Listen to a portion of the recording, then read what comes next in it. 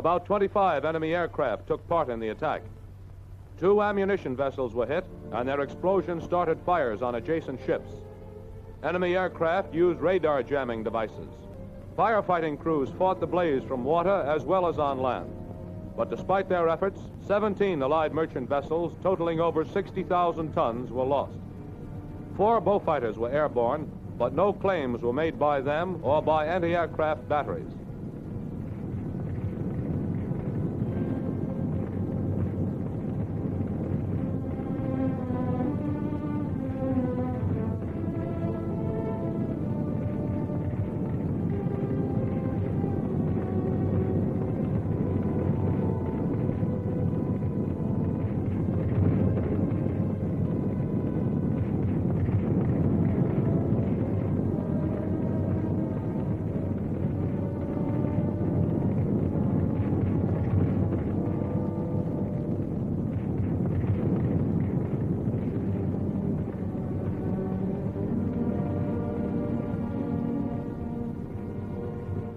The large chunks of metal are from ships which exploded in the harbor and were blown onto the wharves.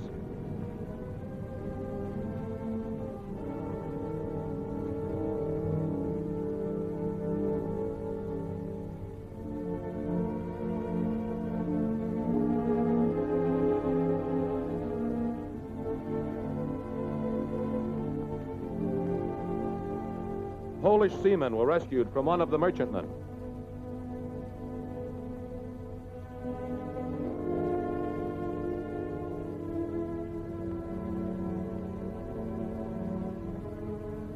Also among the survivors were these Polish women, members of another merchant crew.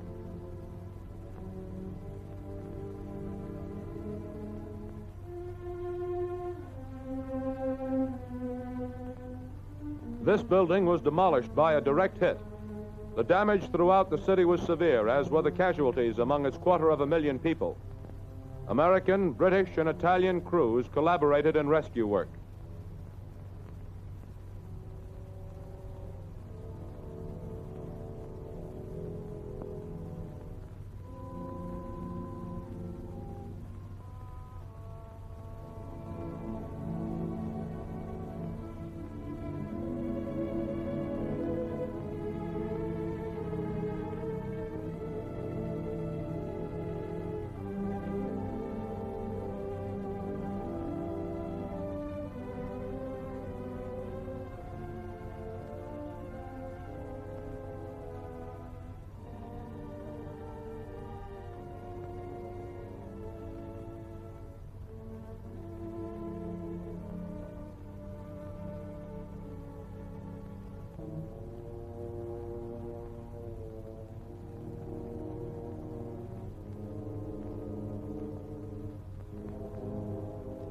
This was one of the worst blows delivered to Allied shipping since Pearl Harbor.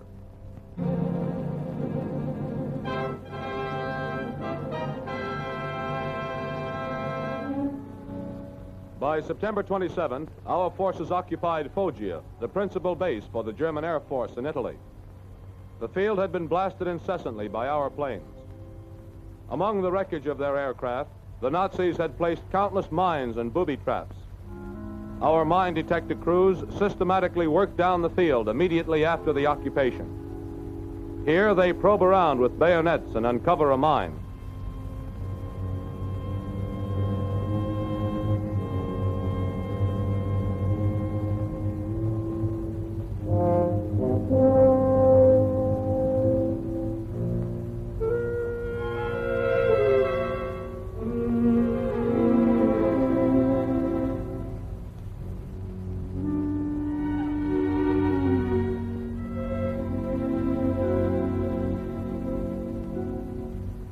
An engineer finds a cache of dynamite and black powder boxes partially protruding from the side of a gravel pit. The crew digs around the pit wall, scrapes away the loose earth, and discovers a store of Italian explosives.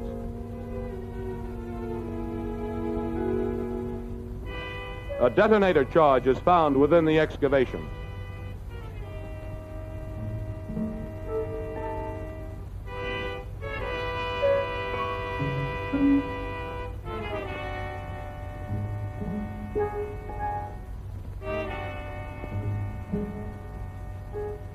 By removing the wire, the detonator is disarmed.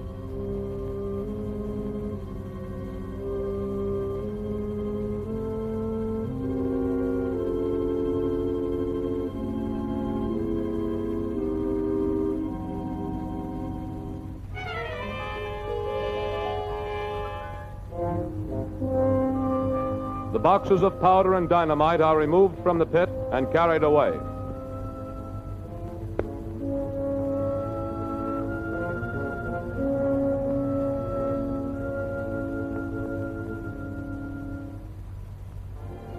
A bulldozer fills in a former enemy explosive dump by shoveling tons of earth into the pit.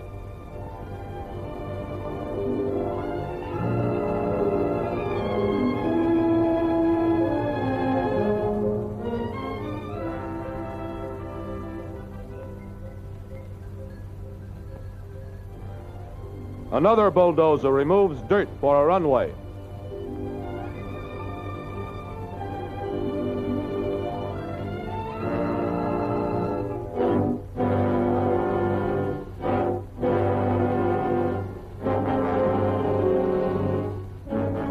Another bulldozer helps a turner pull over a difficult spot.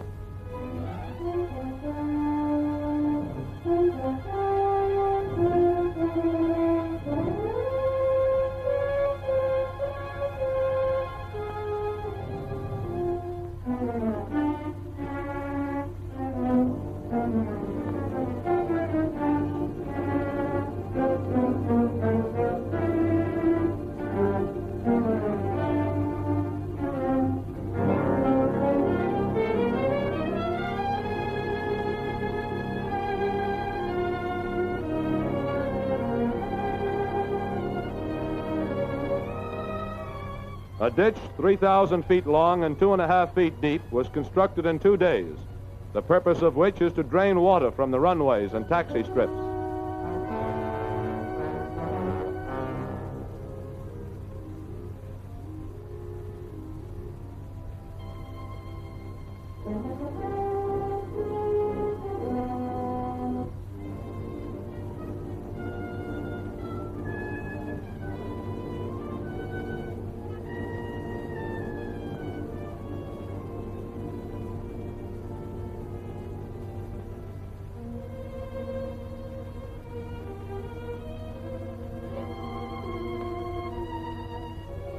Caliche, a soft limestone, is used for surfacing and filling in runways and taxi strips.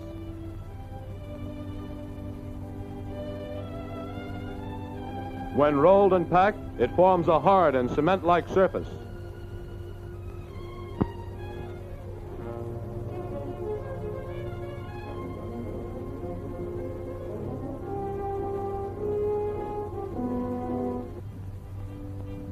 Italian soldiers and workers helped spread the caliche.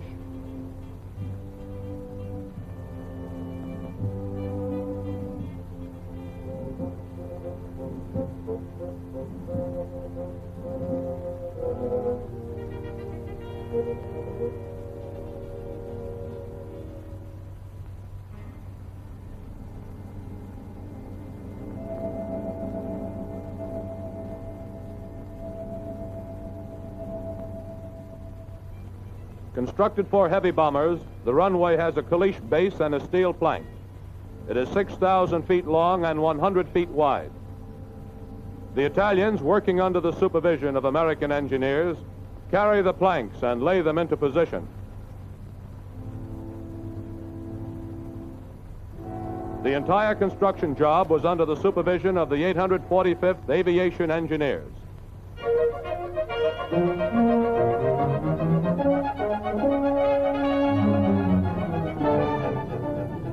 On November 11th, shipping in the harbor at Rabaul was subjected to one of the most sustained air attacks ever launched in the Southwest Pacific. More than 300 Allied land and carrier-based planes took part. This is Rabaul Harbor.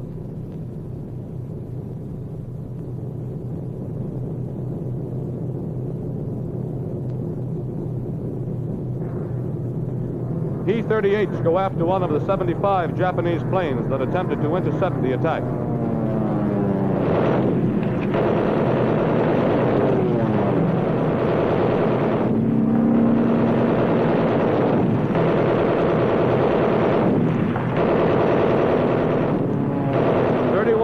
planes were shot down. We lost 14, but the crews of several of these were saved.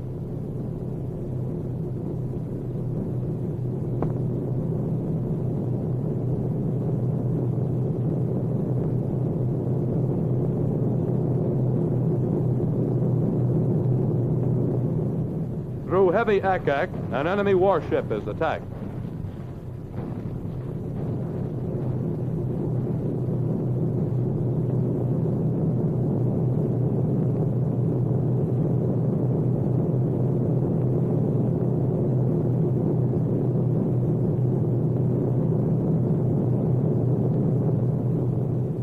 The cruiser desperately continues evasive action. The raids resulted in the sinking of one cruiser and 2 destroyers and damaging a second cruiser and 11 destroyers.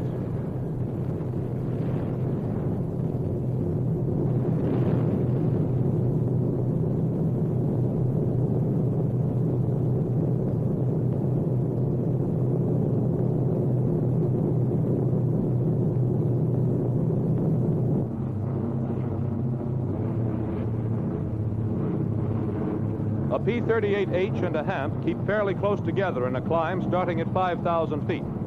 When the Hamp reaches 10,000 feet, the P-38H is at 11,000 and 1.25 miles in front of the Jap fighter. On a right or left turn, the Hamp can stay well inside of a P-38H at 20,000 feet. When well into such turns, which were started at 200 miles per hour, the Hamp indicated 140 miles an hour, while the P-38H indicated 150 miles an hour. If a P-38H overtakes a Hamp and the Jap fighter pulls up into a steep chandelle, loop, or whip stall, the P-38H can follow safely only about 1/2 of the way through the maneuver. As long as a Hamp is forced to exceed its best operational speed, it can be outclimbed and outmaneuvered by the P-38H and most other Allied fighters. The Hamp has a maximum estimated speed of 352 miles per hour at 17,000 feet. A P-38H is approximately 20 miles an hour faster at the same altitude.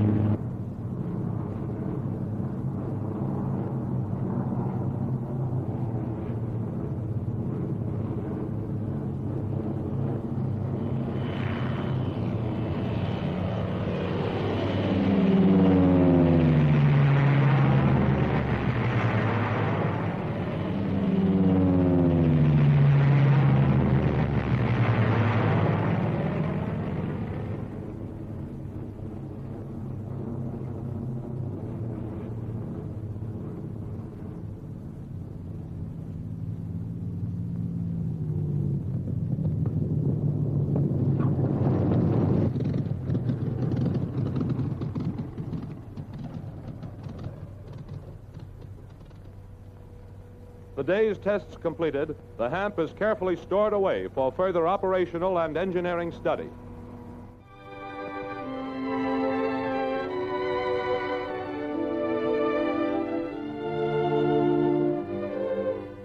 "40 Japanese planes bombed Calcutta on December 5th. The railroad line was damaged and the underground communication system was disrupted. This British convoy was bracketed between 2 heavy incendiary bombs.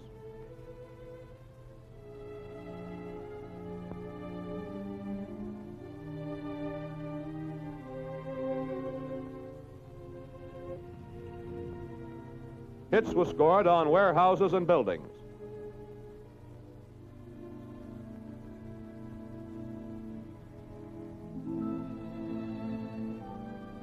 The coolie quarters were damaged, and 560 civilians were killed by the anti-personnel bombs dropped by the Japs.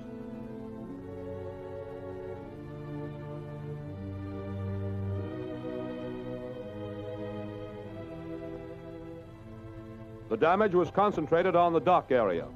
2 of the bombers were shot down in the Bay of Bengal, and 4 were listed as probables.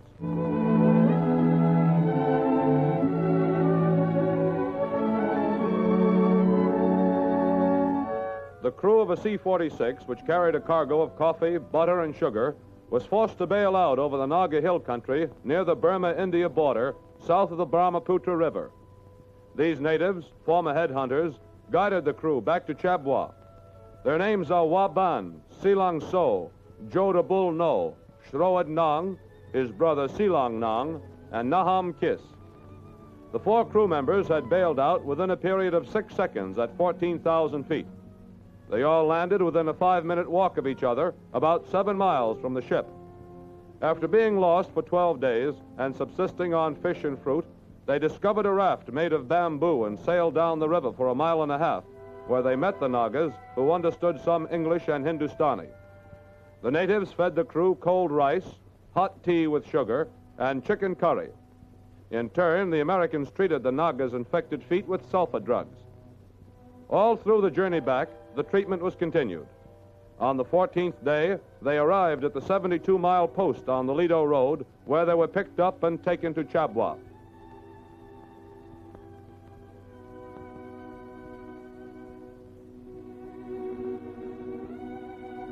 For services rendered, the Nagas were well paid in addition to being given clothes and equipment.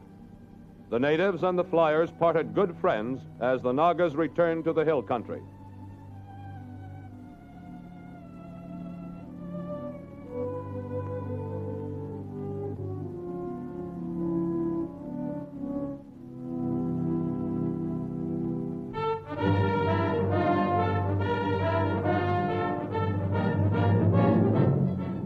These B-24s are on a mission that constituted part of a 10-day aerial attack on Burma. On this particular raid, attention was concentrated on wharves and the railroad depot at Rangoon.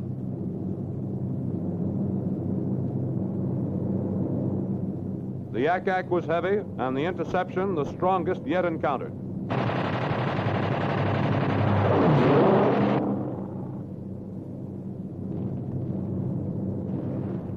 This area was subjected to intense and continuous Allied bombing.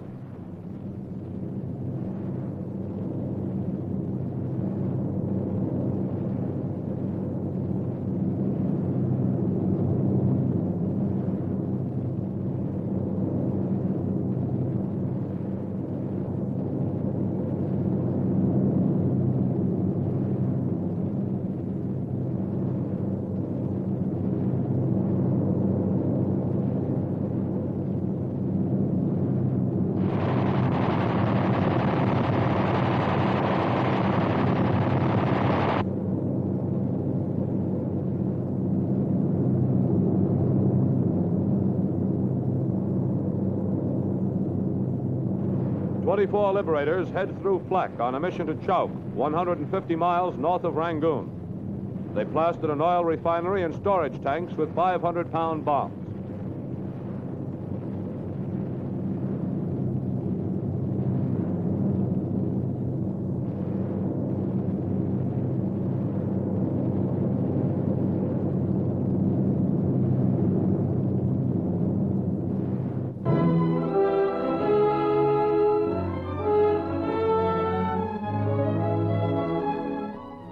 These Boston bombers are flown by Free French squadrons stationed in England.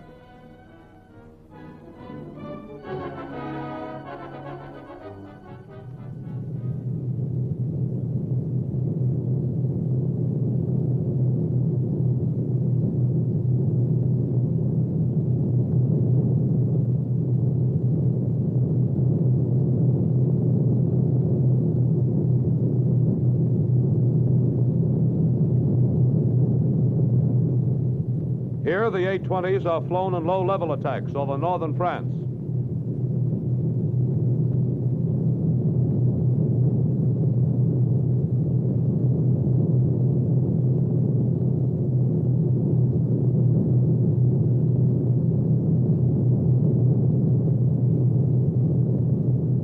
Coming in at minimum altitude, they concentrated their bombing attacks on industrial areas.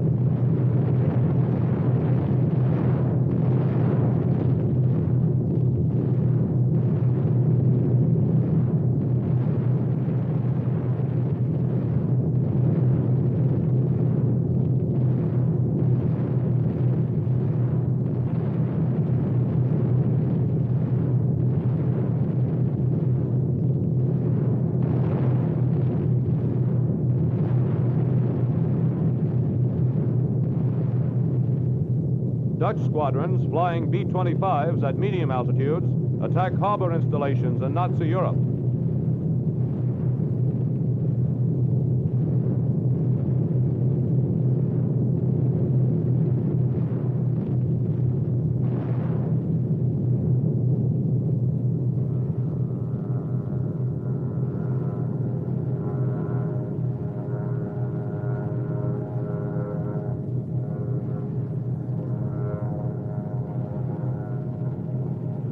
Canadian Halifaxes and RAF Lancasters join in a night raid on Wuppertal, about 40 miles east of Cologne, in the western industrial section of the Rhineland. Dyes, small tools, and chemicals are produced in this area.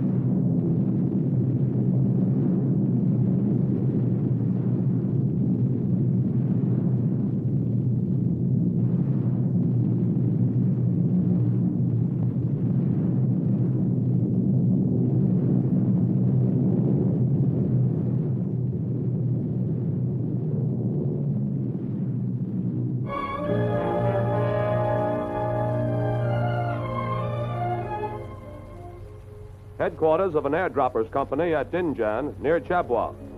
In this depot, supplies and equipment are stored to be dropped by parachute to air warning stations and advanced patrols situated deep in the Burma jungles. The personnel of the airdroppers company is composed of pilots who formerly flew materiel from India to China over the hump.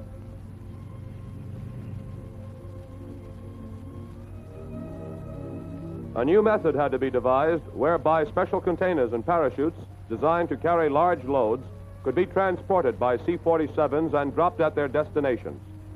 This new equipment was made on the spot with native material and labor. Bamboo is cut and woven into baskets.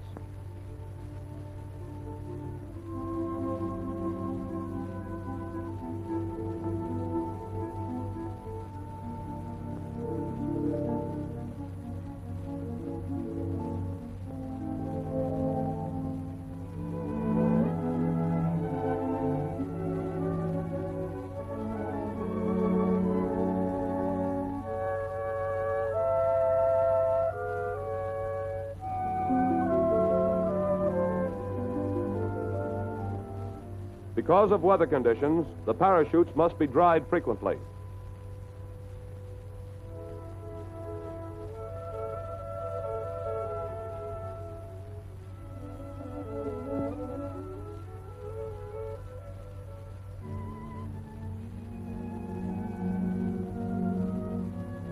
This system has been improved to a point where by using one or more parachutes, anything can be dropped from rice to radio transmitters or 75-millimeter howitzers.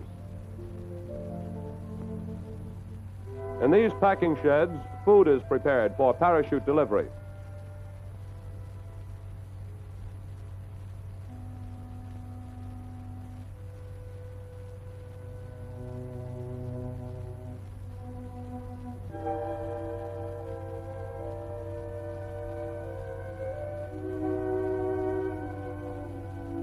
Rice husks are used to absorb the shock of landing. Finally, the parachute is attached and the basket is ready for delivery. This transmitter will be dropped to an advanced radio patrol station.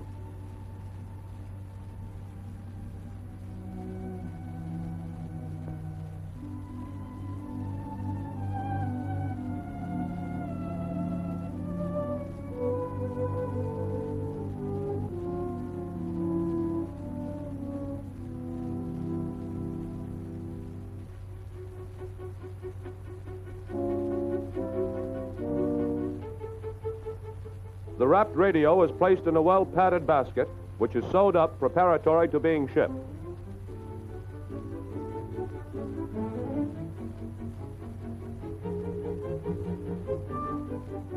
"50-gallon oil drums are cushioned with bags of rice husks prior to putting the parachutes in place.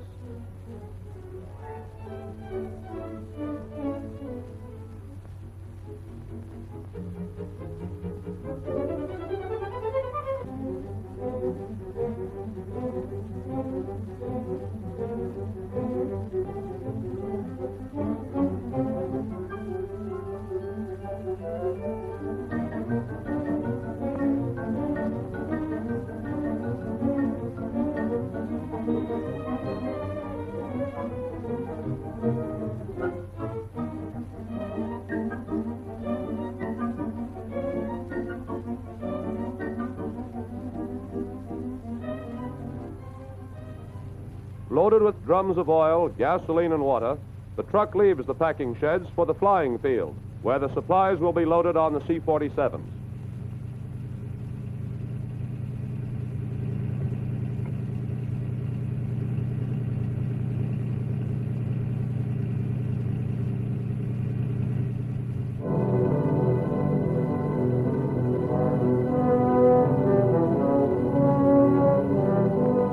Massacre Bay, Attu. While the steamship MacArthur was being towed to anchor in the outer area of Massacre Bay, the hawser broke and strong southeast winds set her aground.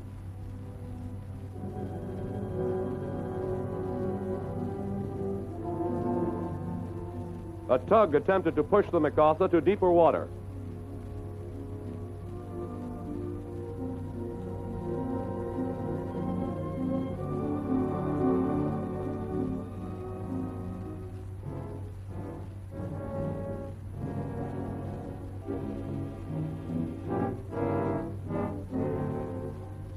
Unable to move the heavy vessel, the aid of the Coast Guard cutter Citrus was enlisted. A rope was prepared to be carried from the cutter to the grounded vessel.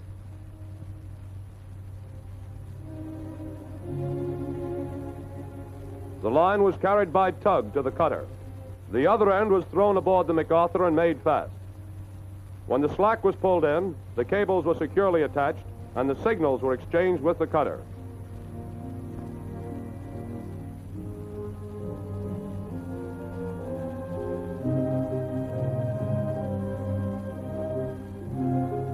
As the Citrus began to pull, the lines were kept taut, and as the tide came in, the MacArthur was slowly moved.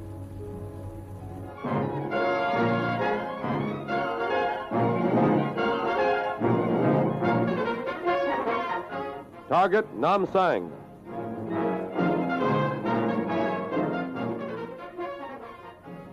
"30 B-24s with an escort of 25 P-40s were on this mission to bomb the Nam Sang airdrome.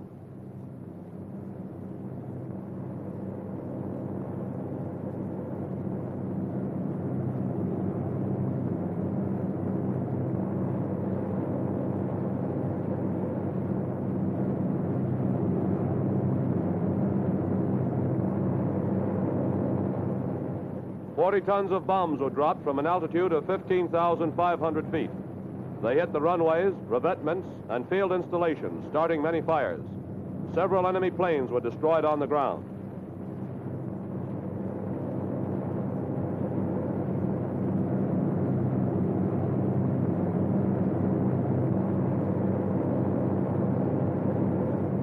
The P-40s also hit nearby Laika airfield, wrecking 3 enemy aircraft and starting fires throughout the area.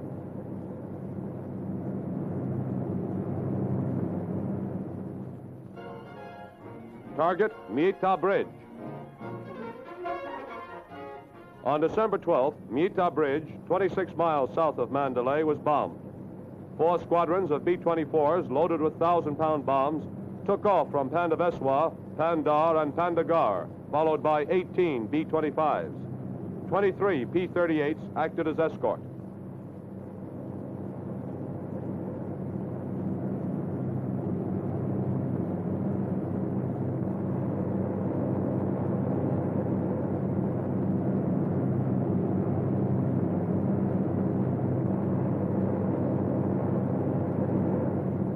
Thousand-pounders dropped from an altitude of 18,000 feet, plastered the railroad bridge, hitting approaches and tracks.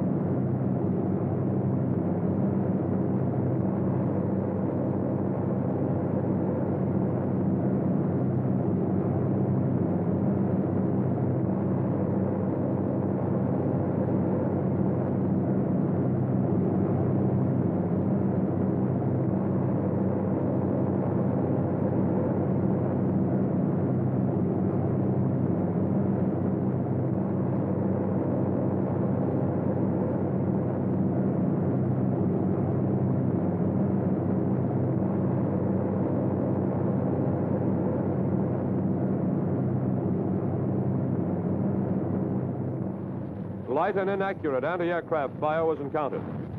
Immediately after the bomb run, 8 to 10 Zeros attacked the B-24s. The P-38s went into action, and although the attack lasted for 40 minutes, no B-24s were lost.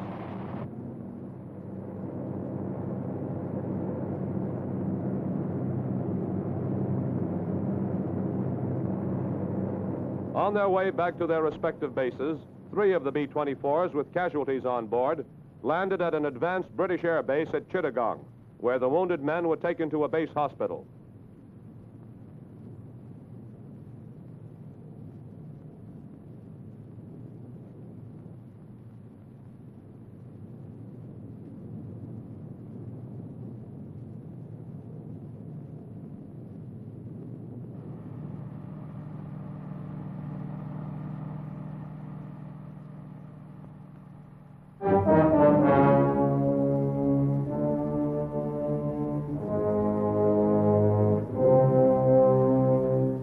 Target, U.S. Air Base, Yunnan near Kunming.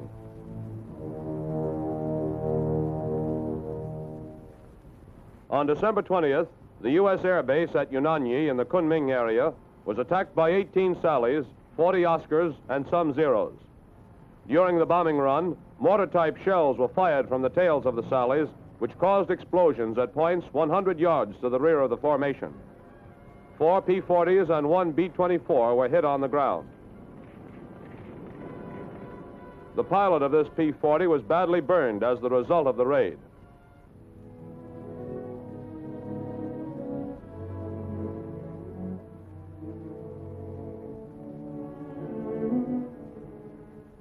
This is all that remained of the P-40.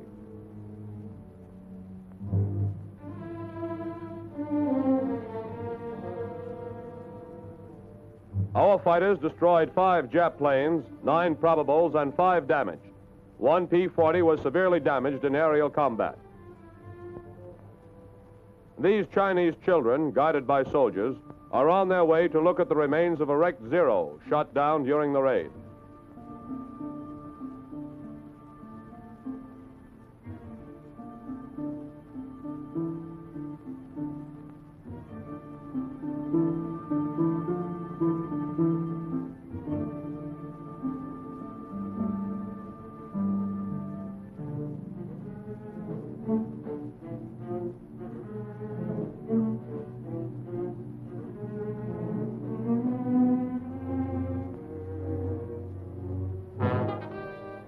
A Jap wing insignia becomes a souvenir.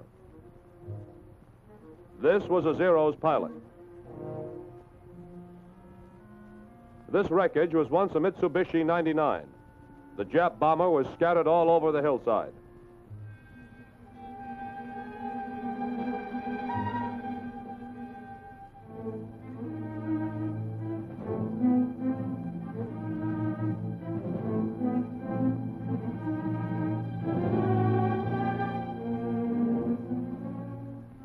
This is the Mitsubishi's pilot. On December 22nd, the Yunnan Air Base was attacked a second time by 17 Sallies and more than 40 Oscars. The Sallies again fired mortar-type shells. The shells burst into fragments, which resulted in smaller explosions. 7 P-40s intercepted south of Kunming, and 28 fighters intercepted over the field. 18 enemy planes were destroyed, 17 probables, and 14 damaged.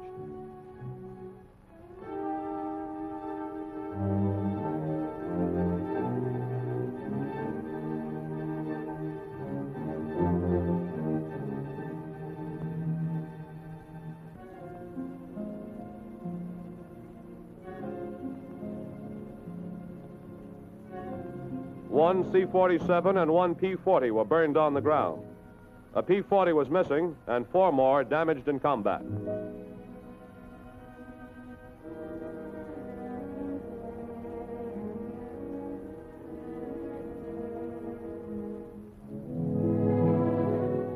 Target, U.S. Airdrome, Hengyang. 11 Lilies and 30 Oscars, plus an additional escort, attacked our airdrome at Hengyang, 200 miles northeast of Guilin. 31 P-40s intercepted the formation and destroyed 3 bombers and 9 fighters. 9 enemy aircraft were probably destroyed and 17 more damaged against the loss of 2 P-40s.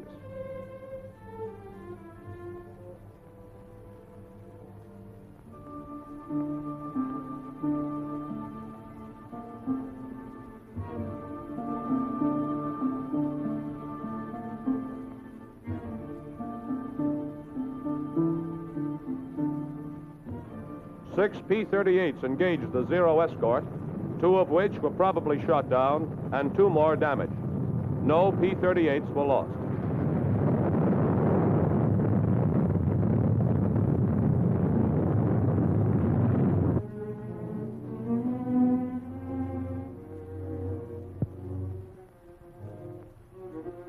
Bombs hit the west side of the field, damaging a control building and firing an oil drum. Barracks were also damaged.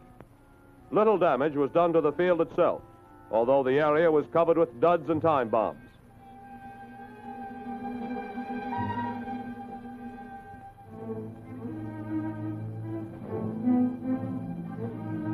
We lost 2 P-40s, one of which crashed on takeoff, and a B-25.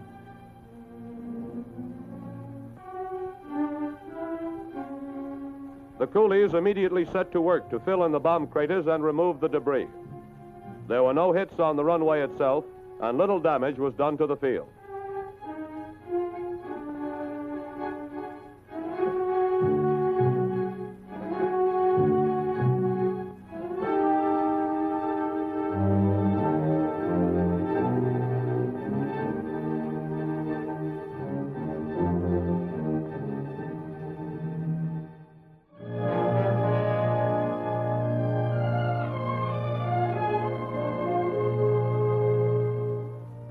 Jorat is approximately 100 miles southwest of Chabwa and 480 miles northeast of Calcutta.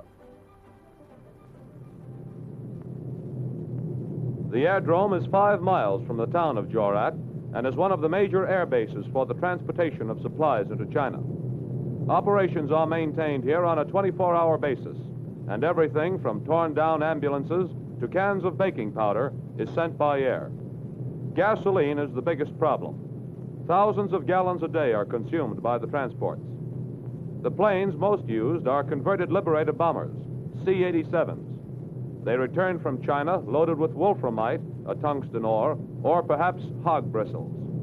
The ATC flyers are called crippled pigeons because the ships they fly can't fight back at the Jap Zeros.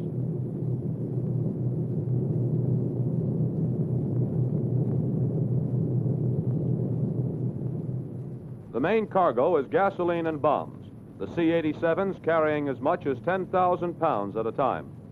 In addition, they transport large crates of Navy supplies destined for the Yangtze-Kiang patrol. The C-87's engines are seldom cool until it's time for the 100-hour inspection.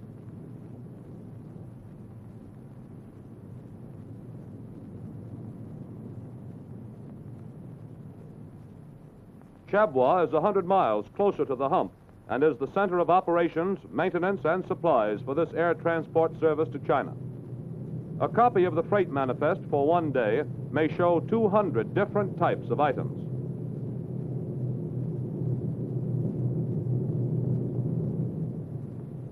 At this air freight depot, natives unload Allison engines for P-40s.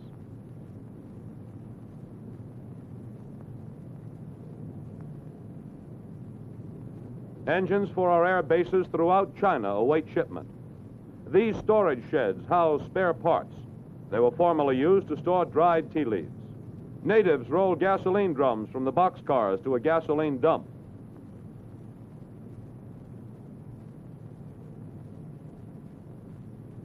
The shed is jammed with ammunition and small bombs.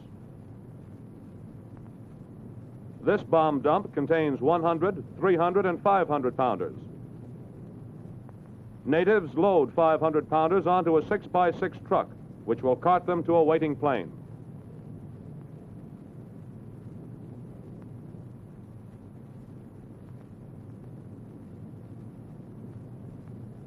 This C-46 will fly the 500-pounders over the hump. Other C-46s carry electrical equipment, aircraft tires, and a variety of miscellaneous supplies.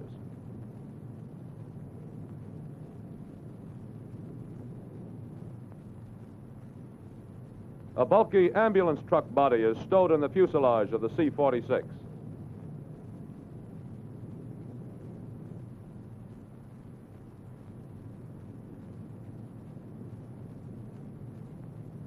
Such cargo is not popular with the crew, since it cannot be jettisoned if difficulties are encountered en route. C-46s also haul dismantled PT airplanes.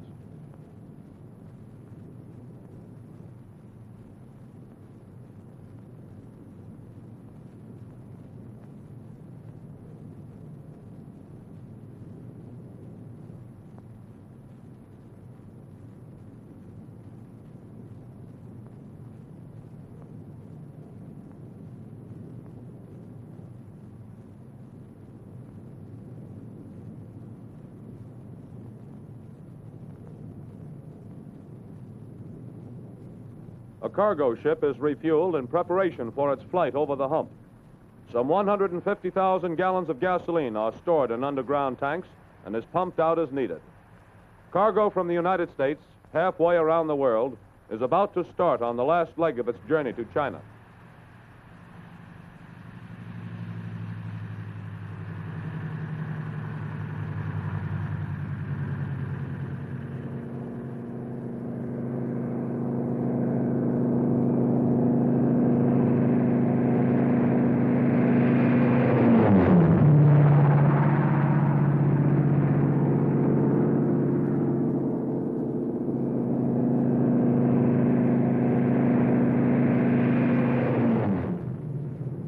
Moambari and Sukriting, two nearby airfields, relieve the traffic congestion at Jorat and Chabwa.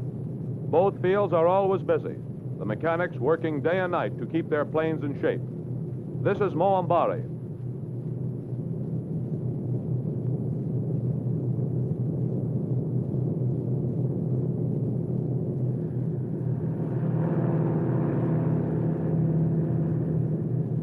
Sukriting is the last American field in India.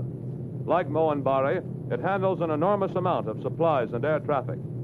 In addition, a number of fighter planes are based there.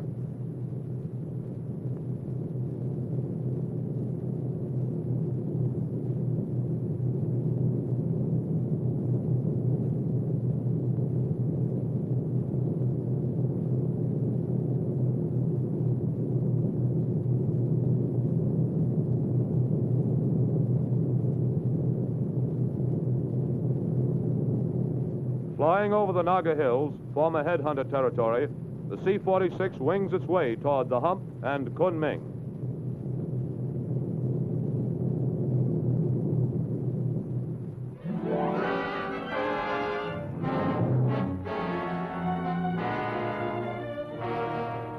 Target, Buka Airdrome.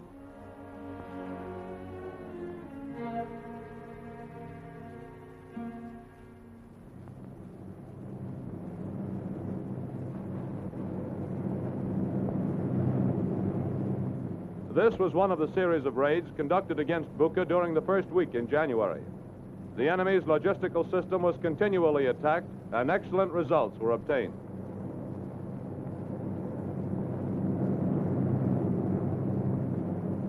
Patrolling surface vessels were sighted en route.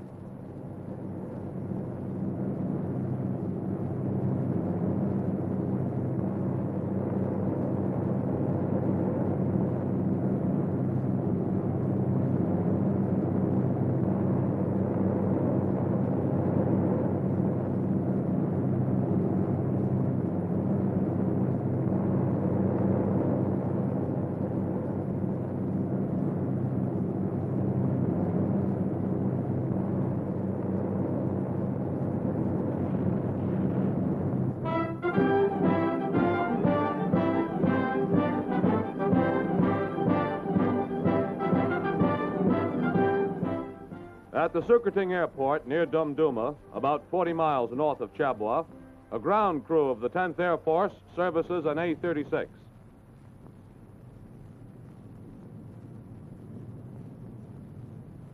A homemade bamboo bomb carrier eases the job of hauling the 500-pounders to the airplane and lifting them in place in the bomb racks.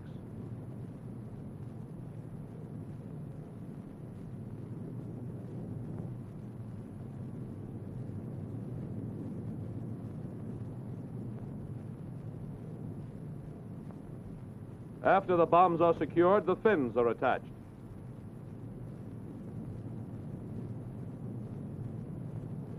Both tail and nose fuses are then installed and safetied.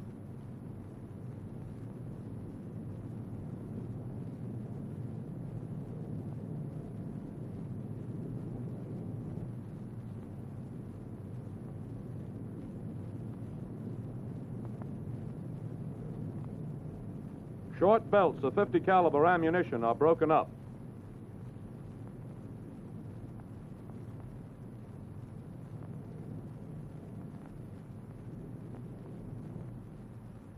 Both the belt links and the cartridges are given a thorough cleaning and inspection.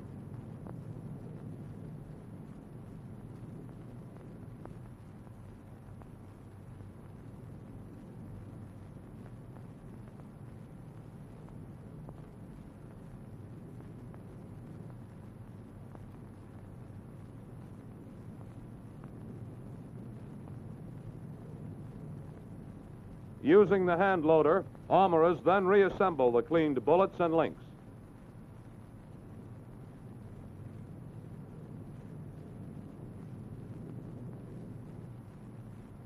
When the process is completed, the ammunition belts are packed in boxes and carted to the waiting airplane.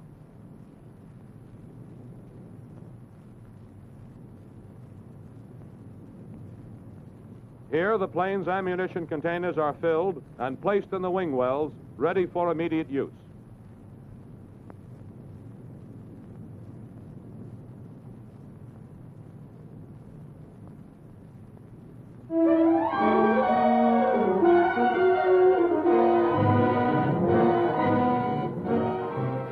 The Hells Point bomb and ammunition dump at Guadalcanal goes up in flames.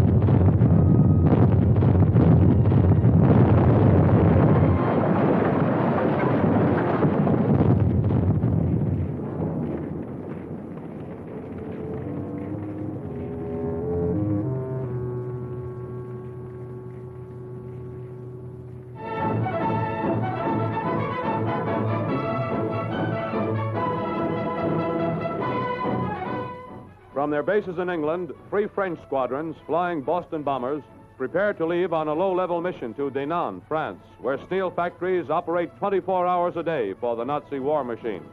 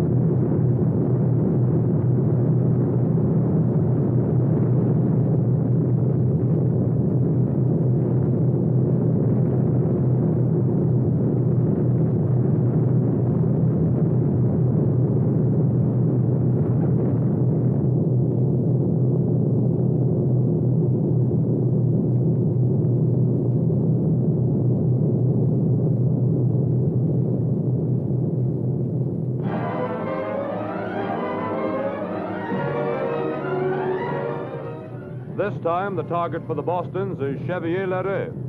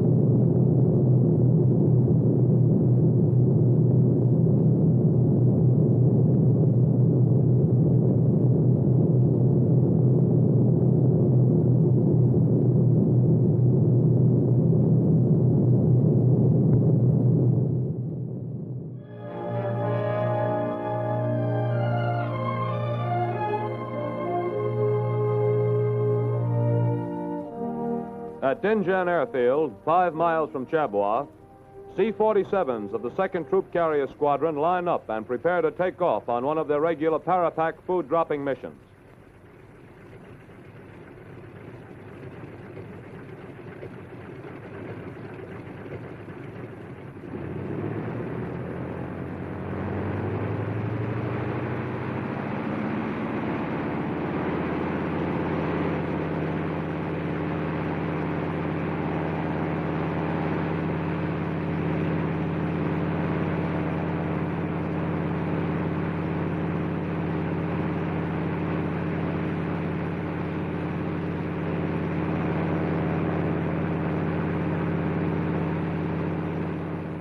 Some of these airplanes have been in service for over a year, dropping essential supplies and food to air warning stations, weather stations, Chinese patrols, Lido Road engineering parties, and advanced hospitals.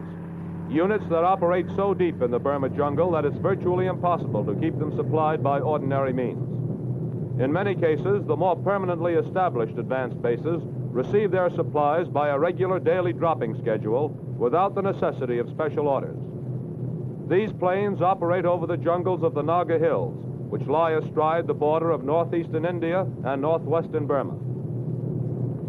The first run over the target is a blank to help the pilot estimate the wind drift and to warn the ground personnel to clear the dropping area, for men have been killed by falling supplies.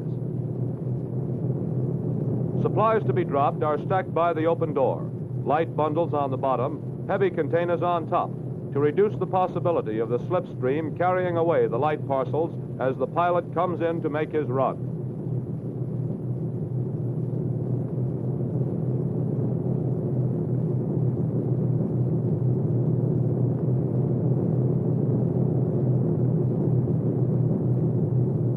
On the co-pilot signal, the supplies are kicked and pushed out and down. This is a hazardous procedure as the parachutes are apt to foul the tail of the plane. Whether the dropping stations or targets are perched on the top of mountain ridges or hidden deep in sharp valleys, for successfully parachuting supplies, the pilot must fly over the station at an altitude of between 100 and 150 feet, and at a speed of between 100 and 130 miles an hour. Greater altitude increases the risk of losing the supplies in the jungle. Greater speed increases the danger of bursting the parachute. Grain, sugar, shoes, clothing, blankets, and other supplies and equipment that can stand the shock of landing may be dropped without parachute when properly packed. After supplies are delivered to each station, the plane communicates with operations back at Dinjan, where on a large sector board, the plane's position is plotted, so that in the event the transport is forced down or attacked by Japanese interceptors, its position is immediately known.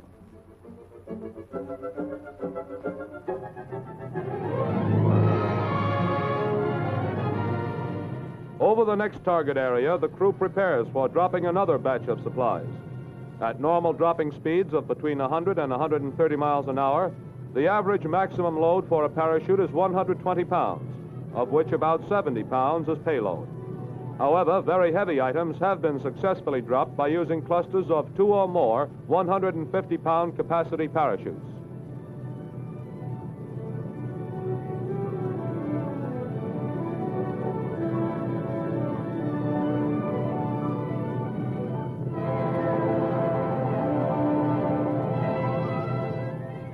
This is a Jap installation lying between 2 of our dropping stations. Jap ground troops fired on our food dropping planes. Strafing P-51s set the installation afire.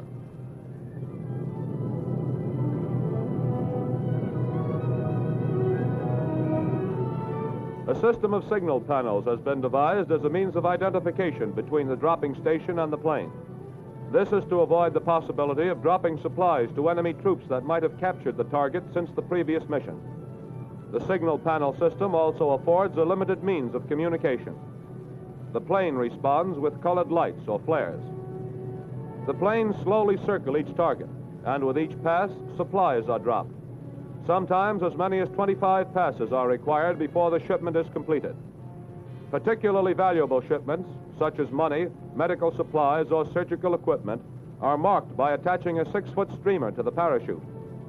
Of the supplies and equipment dropped by parachute, 98% have been recovered.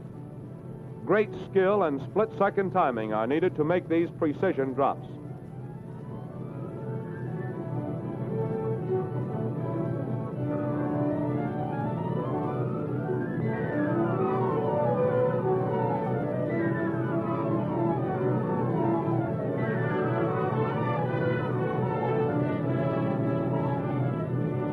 Its regular dropping schedule completed for the day, the C-47 sets out across the jungle for the trip back to Dinjan.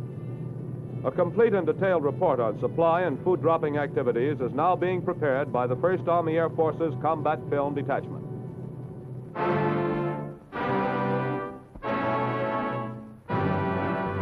On December 13th, our base at Dinjan was raided by a Japanese force of 20 Sallies and approximately 25 Oscars and Zeeks. 3 bombs hit the field, causing minor damage.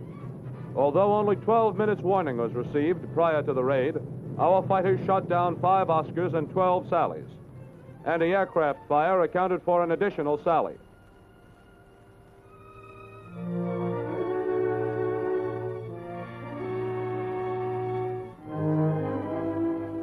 Two CNAC buildings were hit and set afire.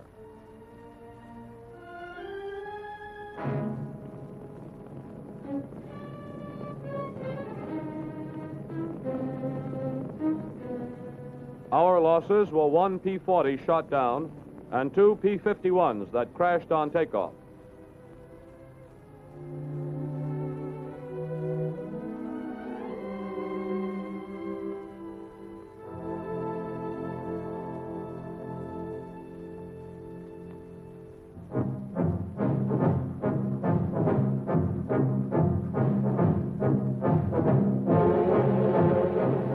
Target, Shinchiku Airdrome.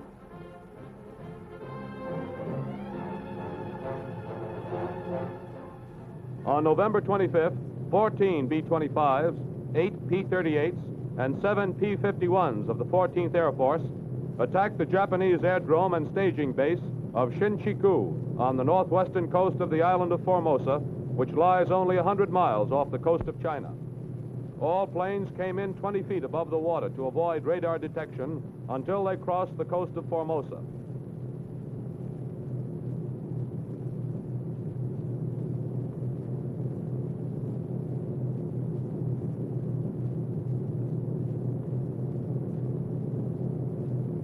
"168 120-pound fragmentation bombs were dropped from an altitude of 1,000 feet, hitting planes parked on the runway, hangars, and repair shops.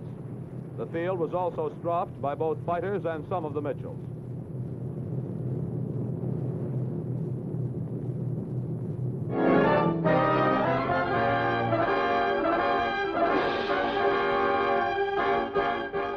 Target, Rabaul.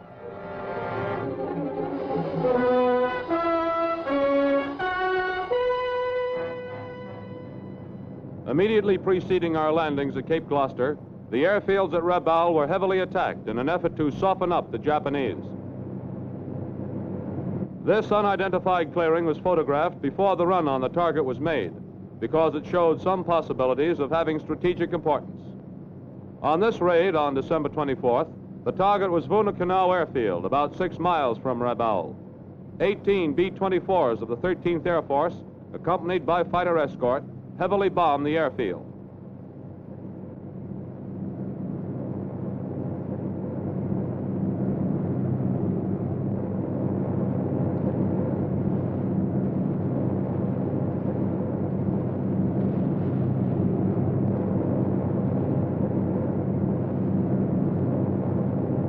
Anti-aircraft fire was encountered. Of the large enemy force that attempted interception, our fighters destroyed 30 enemy aircraft and 5 probables.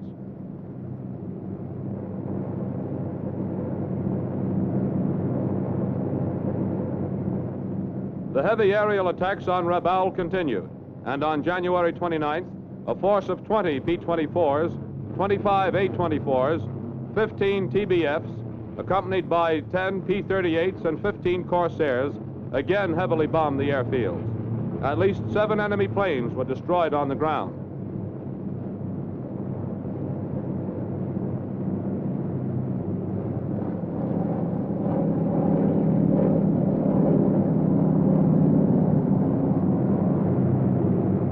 Approaching the target, intense anti-aircraft fire was encountered. A force of 20 to 30 enemy fighters attempted interception, of which 14 were destroyed.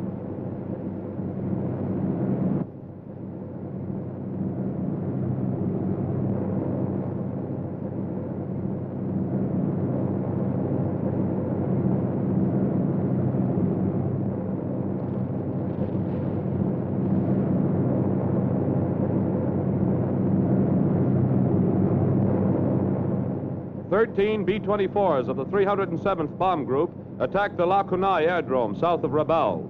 The liberators were accompanied by a group of 34 Lightnings and Corsairs. 25 enemy fighters intercepted. 2 were destroyed. Heavy ack-ack damaged several of our planes. 39 tons of bombs were dropped from an altitude of 20,000 feet, starting large fires. The raid took place about 20 minutes after a TBF and SBD raid. Zeros dropped many aerial phosphorus bombs in their defense of the target.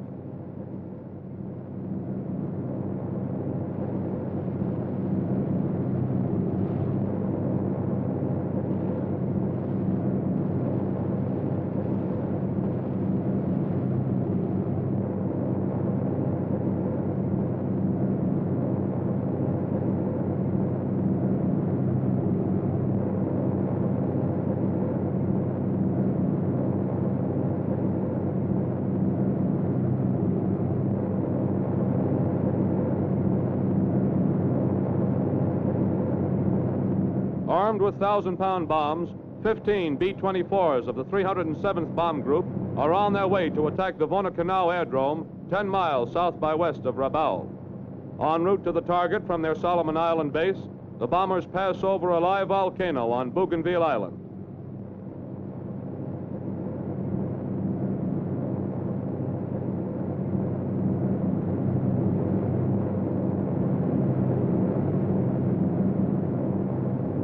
Corsairs and Lightnings provide fighter cover for the bombers. Ack-ack was encountered and about 30 Zeros intercepted, one of which was shot down. Although several of our planes were damaged, all returned to their bases.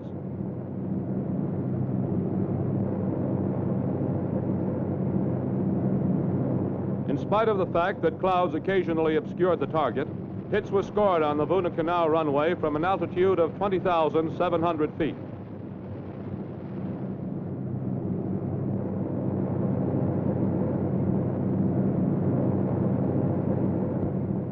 Twenty B-24s of the 307th Bomb Group, accompanied by fighter cover of 25 P-38s and F-4Us, bombed the Tobera airfield about 15 miles south-southeast of Rabaul. Watch for the Jap plane going down in the background. 21 of the 60 enemy aircraft that intercepted this mission were shot down. Fighter protection was very good. Ack-ack was reported as being slight.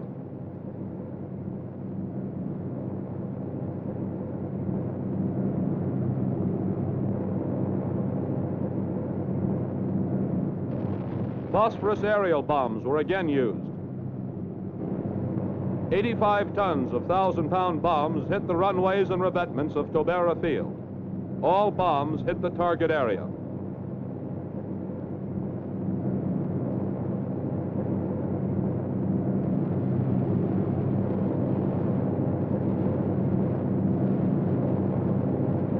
All of our aircraft returned to their bases.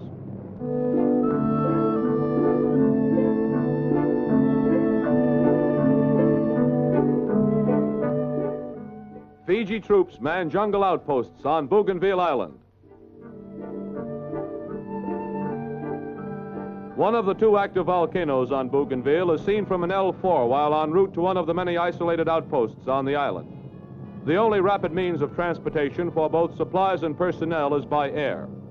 This landing strip, for use by Cub airplanes, is 65 feet wide, 500 feet long, and was built atop a 7,000-foot ridge in the Bougainville jungles. Even for agile Cubs, the takeoff presents problems.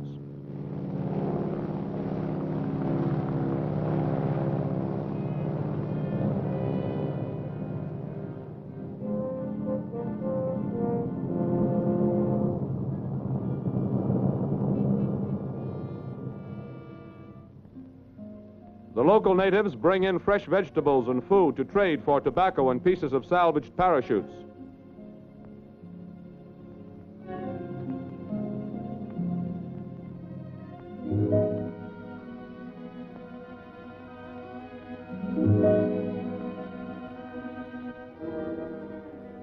Banana leaves are gathered for roofing the thatched huts and buildings of the settlement.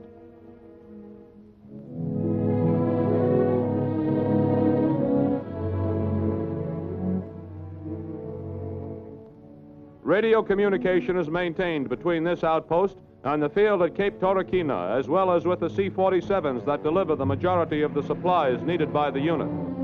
The first run over the dropping area is a warning to the ground personnel to clear the target for the supplies that will be dropped on the next pass.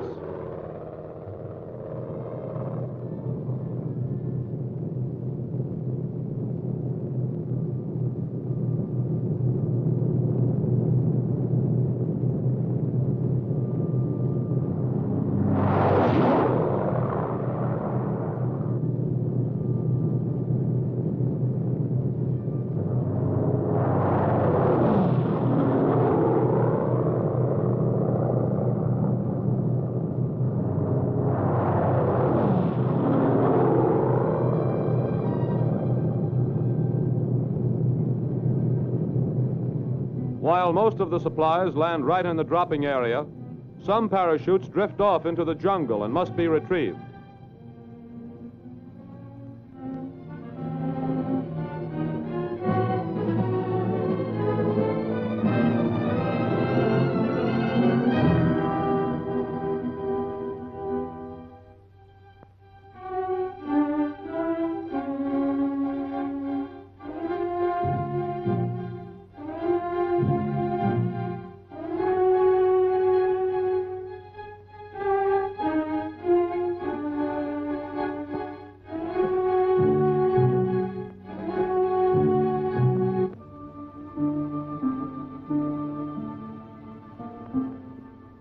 The rations that are dropped at this jungle headquarters also supply the several small outposts that are thrown out in a radius of about 1 mile from the main settlement.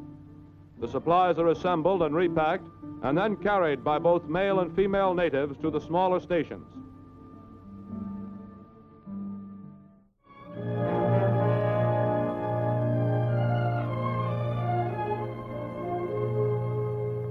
Yup Bang at the North Burma front.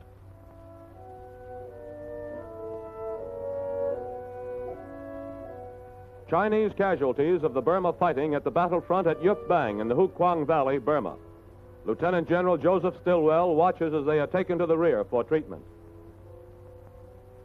This is Lieutenant Colonel Gordon Seagraves, head of the medical staff of the only hospital in these jungles, an American unit operating 7 miles behind the front lines. Operating tables are set up in the open, protected only by canvas roofing.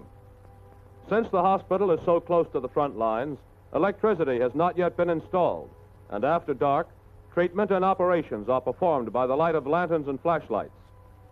Because of the constant presence of snipers, most of the wounded are brought to the hospital during the night.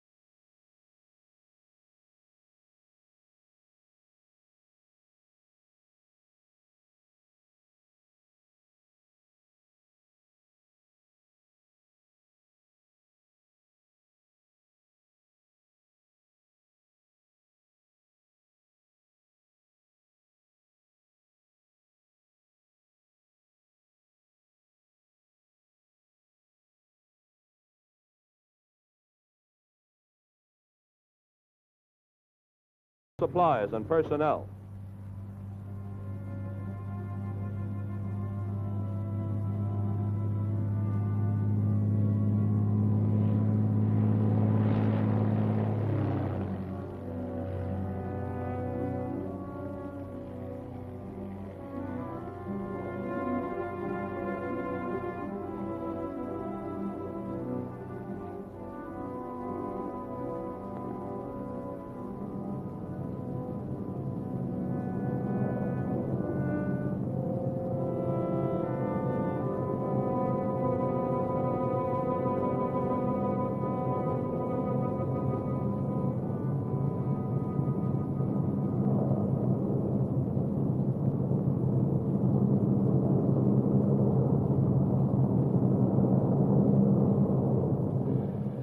This is the Lido landing strip, built alongside the Lido Road about 7 miles outside of town. The strip, 2,000 feet long, was cut out of the jungle by American engineers. Ambulances drive out on the strip to meet the planes, and the patients are transferred again.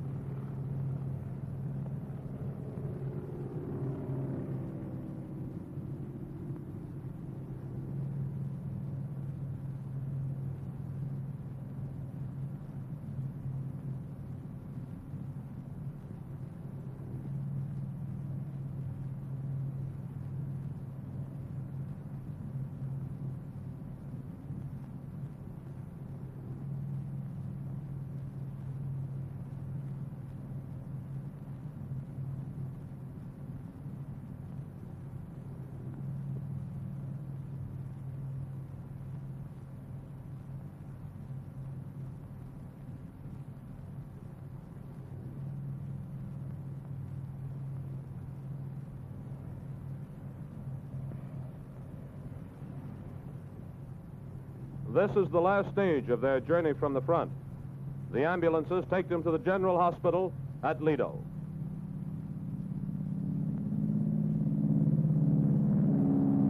As soon as possible after the delivery of a patient, the L-4s, loaded with return cargo, take off again for Shinbuyang.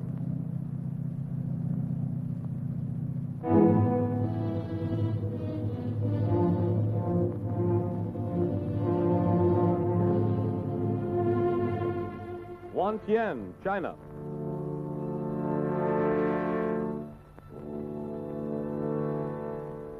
In order to examine and photograph a Jet Zero that had been reported shot down near Wantien, China, men from the 14th Air Force, including a member of the 16th Combat Camera Unit, proceeded by jeep westward on the Burma Road and southward on auxiliary Chinese trails to Yeoquan.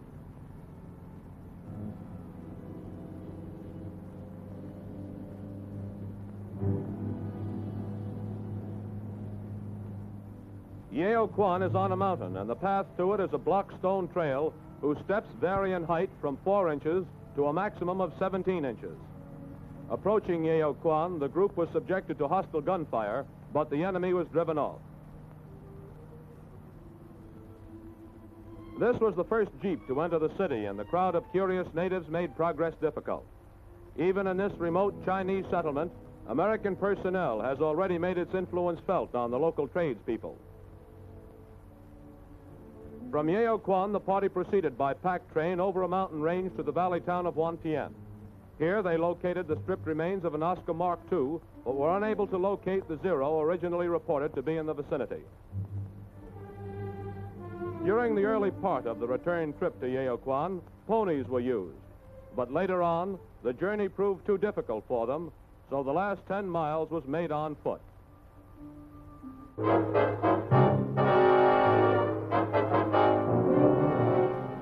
On March 8th, the 8th Air Force again raided Berlin in force during daylight.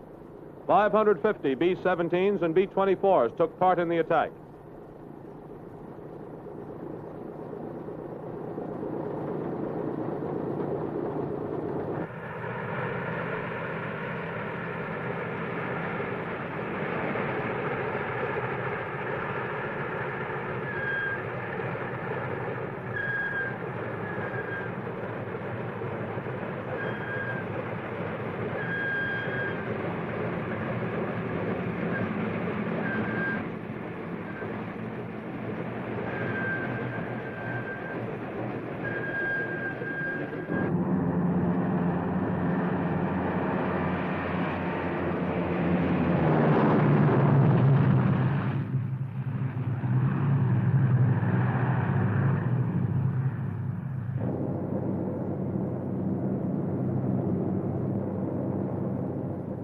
Fighter escort was provided by 875 P-38s, P-47s, P-51s, and RAF Mustangs.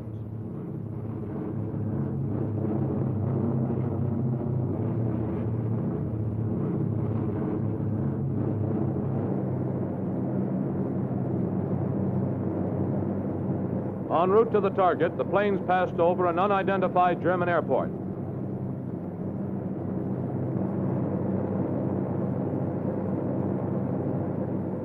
The target on this mission was a ball bearing plant at Erkner, 15 miles southwest of the heart of Berlin. 1,100 tons of bombs were dropped with good results. A considerable number of enemy fighters were encountered, of which we destroyed 125 with an additional 24 probables. Of those destroyed, our bombers shot down 42, our fighters shot down 83. We lost 38 bombers and 16 fighters.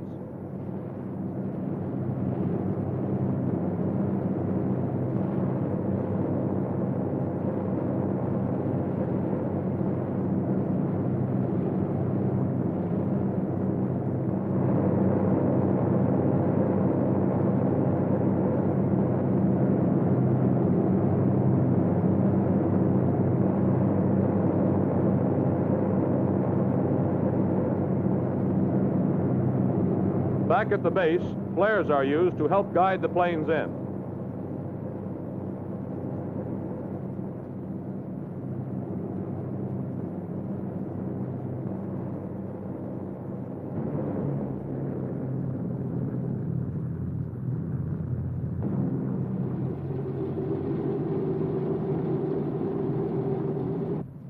This point, emergency crews take all precautions to avoid fire.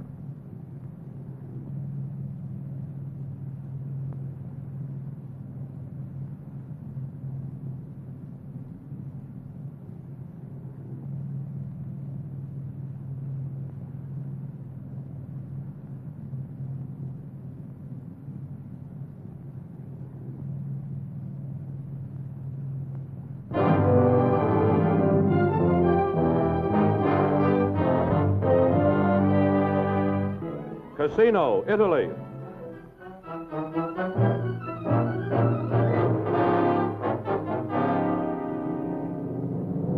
P-40s of the 12th Air Force dive bomb a German stronghold on the Italian front, the monastery at Casino. These pictures were taken by an automatic camera mounted on the wing of the plane. Action has been stopped here momentarily to allow a better view of the target.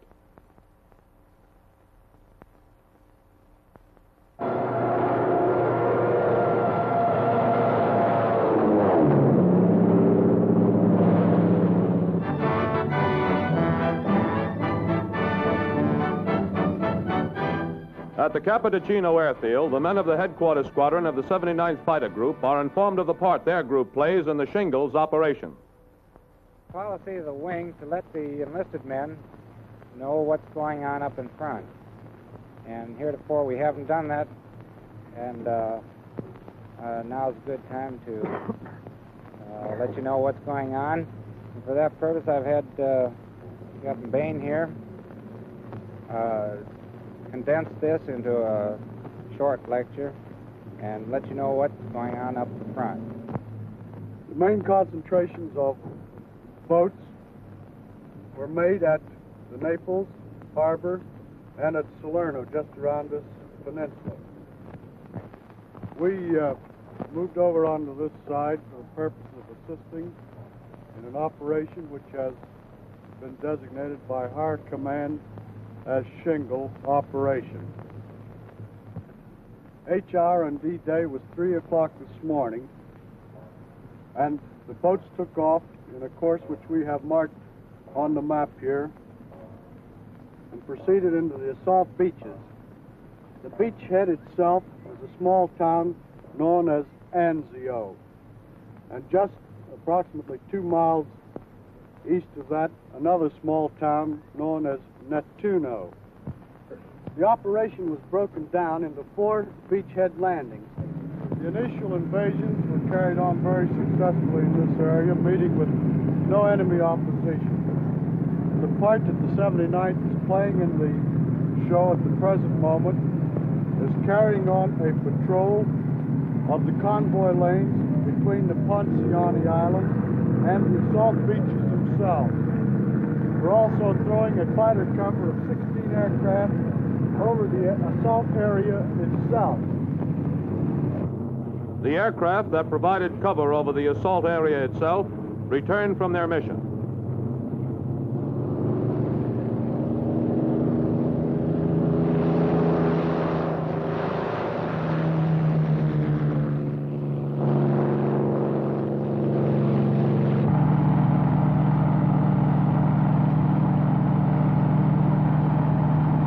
The airfield is near Naples at the foot of Mount Vesuvius, which may be seen in the background.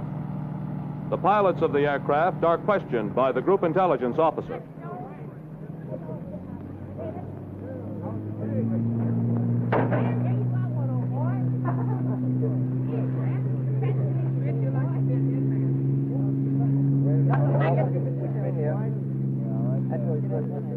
How was the show? Oh, pretty good show. God, Pretty good show. What did you mean? Yes. You destroy any ME? No, I got an FW right in here. That's right. That's one Vandervoort show. Yeah, I confirm that. I saw it going I there. got another one. I saw that one going there. Yeah, You see him bail out, or did he just go in? He went in. I saw a couple of troops get out right there, too. I don't know who they were. Was he on fire? No, he just went in on one. Just 2 shoots. Yeah, right here. Van, where did you get yours? Well, after Andy shaked 4 of them off my tail, I was Nikolai shown from there on. Nikolai is leader of the yellow section. What did you see? Well, saw these MEs come diving down here behind us and went down in their tail. chased him up here as far as the lake, and I lost him in here somewhere, but got on the tail of a 190 here and got him. He went down in the water. Did he go over on his back or Yeah, just he go in? just rolled right over and went in. And, Bagged the airspeed on that P-40, I reckon. yeah, if I'd have had a little more, I could have caught those. Chased another 190 up this way and got up here to this field up here, a little northwest of Rome. And chased him around for a little while. That's where I got the second one. Ran out of ammo up there and had to come home. So you claim two destroyed, is that right? Destroyed, yeah. How did you do, Pete? Well, I got mine about halfway between here and this point in Rome, and I gave him a couple bursts, and his wheel dropped down, and his canopy flew off, and so his chute opened, and his airplane burst his wing. He bailed out. Yours bailed out too, Van. Yeah, that's right. Where's May at? I mean, where's the last seen him? I don't know where he went down. George and I saw him last right up in here. There were about 6 Mark wolves up there. 4 MEs. Who else got some now? Dean, yeah. Dean, what did you do? Yeah, I was chasing two up in here, but I had to let one go and only got one of them. Well, bad luck on You got a damage, didn't you, Jack? Yeah, we got right about in here. We went down on 3 of them, and I was following Lieutenant Tritipo down, and one of them turned into him, and then I turned into him and shot, and pieces came off of his fuselage, and then we followed some more on up in north of Rome, and that was approximately right up in here, where we ran into 6 more Focke-Wulfs and 4 MEs, Captain Lee and myself. Yeah, what happened to those up there? For Christ's sake, you didn't come home and leave them go, did you? Well, we were out of ammunition. We were out of ammunition then. Good alibi, boy. How does that work out, fellas? That makes 6 destroyed, 1 probable, and 1 damaged. That's a good show.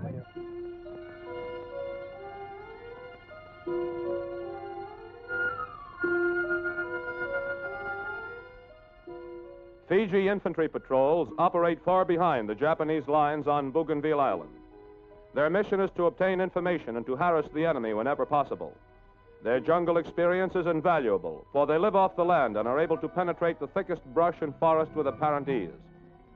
The jungle supplies their food: taro root, papaya, wild pumpkin, breadfruit, which is cooked in a hole scooped out of the earth and lined with wet clay. Here, stones are heated to incandescence and then covered with wet leaves. The food is cooked in this steaming oven. These people have been doing an outstanding job of scouting and reconnaissance, supplying the Allies with information of great value. Large units operate together and then separate into patrols of 4 or 5 men each. One such large group was trapped in enemy territory by a superior force of Japanese. The unit made its way to the beach and notified the Allied base of its position. A small rescue convoy consisting of 2 LCIs and 1 LCT was dispatched to pick up the scouts. Smoke signals on the shore guide the boats to the exact spot where the scouts are assembled waiting to be picked up. Speed is essential here, for the Fijis are being embarked at a point 8 miles outside the perimeter of the American beachhead.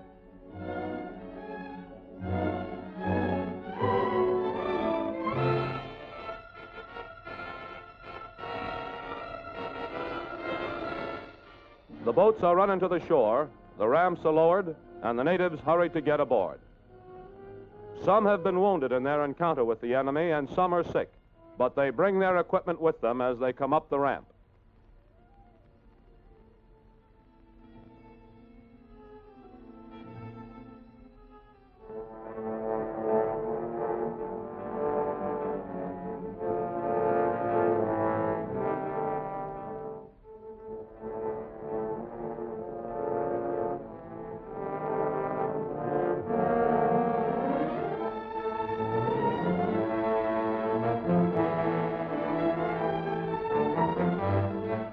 When all the scouts have been picked up, the boats head for the American base at Torquay.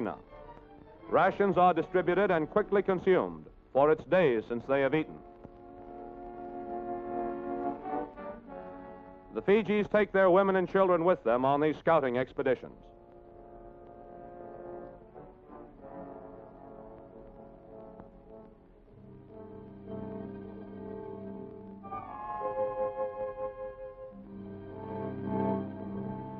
Rescued and fed, they relax and rejoice.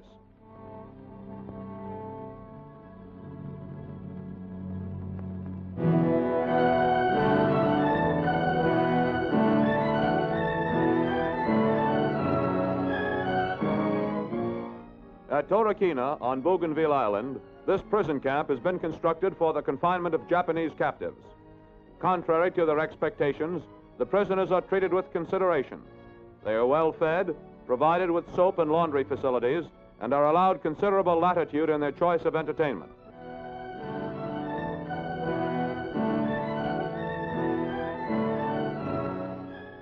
This homemade banjo, improvised from a mess kit, communication wire, wood and nails, was a constant source of amusement.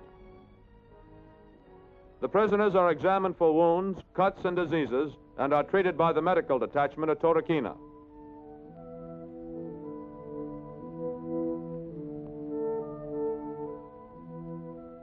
The prisoners are flattered and amazed at the excellent treatment that the MPs and the medical staff give them. Each day, certain of the prisoners are questioned by men well trained in this work. These particular men had been in China for some years prior to being shipped to the South Pacific.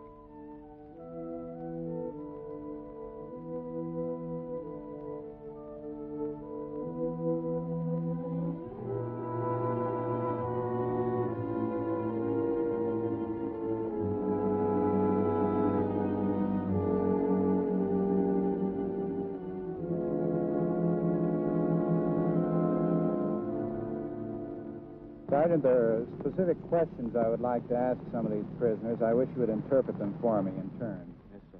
The prisoners are questioned in groups and individually under the supervision of an intelligence officer assisted by an American-born Japanese. How long have you been on this island? 冒頭に何ヶ月いるんですか？冒頭には今1年ちょっとですな。A little over a year. How is the condition of supplies of the Japanese forces at the present time? 君たちの食用やその他食べ物ですね。はい。その状況はどうですか？今のところはもう非常に困ってるですわな。Very scarce, sir. Would that be one of the reasons why you decided to come over to our side? Give yourself up. 食べ物があまりないから捕虜になる気になったんですか？いや、そうじゃないんです。自分は。それはどうですか？実際はもう軍隊が入ったんですな。あんま長を使うて使うたあげくにもうそういうざまじゃからですな。もう軍隊が入ってでつまりもう日本のためにすることなかったですな。でもうこの方に来た方がいいっていう腹が出たわけですな。どうせ働くなら飯も食わしてくれるような国でも働きたいっていう気が起きてくるわけですな。He got tired of the Japanese army life. If he's going to be fed, might as well go to a unit where he'll get work and fed well.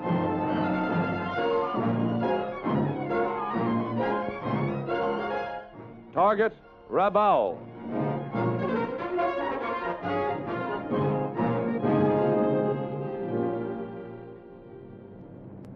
B-24s of the 307th Bomb Group attacked the Rapapo Airdrome at Rabaul from an altitude of 18,000 feet.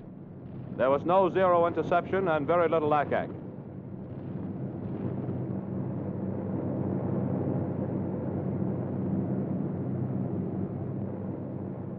Four days later, 1,000-pound bombs were dropped on the Vunakanau airfield from an altitude of 19,000 feet. Vunakanau airfield is about 10 miles southwest of Rabaul.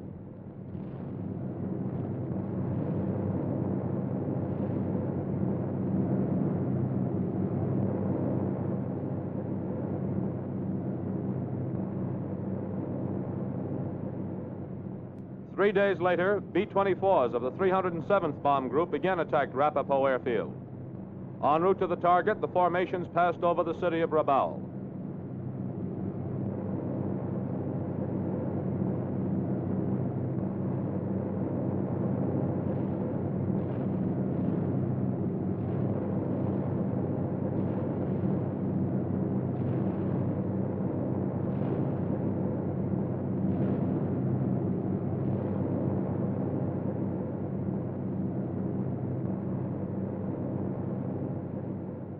The attacks against Rabaul continued. Rapapo Airfield was attacked again. On this mission, Rapapo, 15 miles southeast of Rabaul, was the secondary target, since the primary objective was closed in.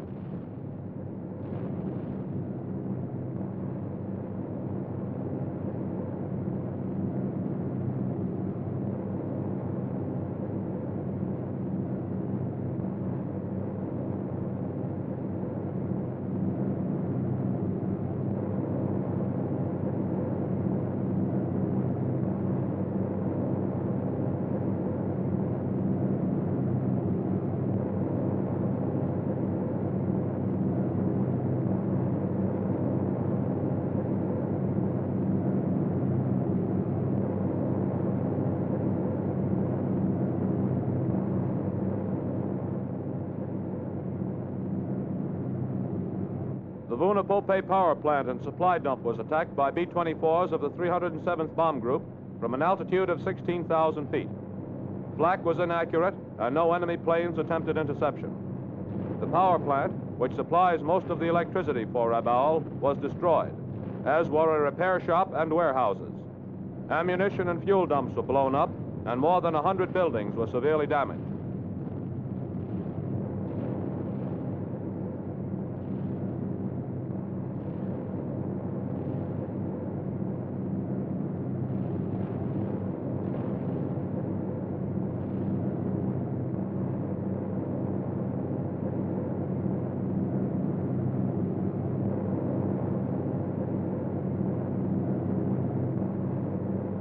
The target on this mission was the Jap administration buildings and radio stations in the city of Rabaul. Weather was good and the bomb run was made at an altitude of 19,700 feet. Again, there was no enemy interception. Ack was heavy but low. 4 large fires were started in the city and shipping in the harbor was hit.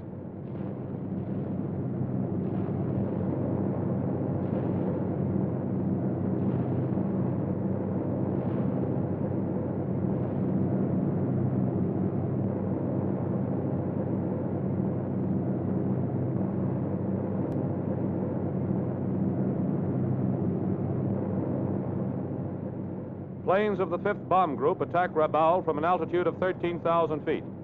Below is Rabaul and Simpson Harbor. Weather conditions over the target were hazy. Flak was heavy, but there was no enemy fighter interception.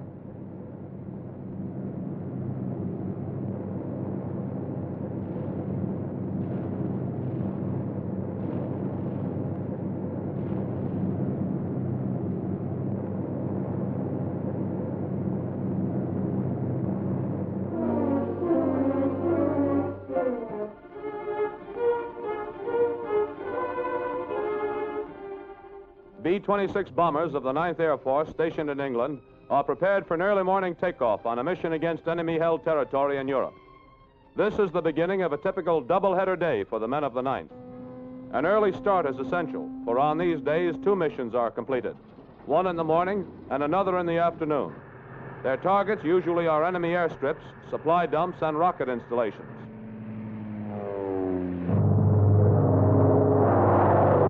As soon as they are airborne, the marauders head for their rendezvous point. Once it has been made, radio silence is maintained, and the operator takes his place at the waist guns.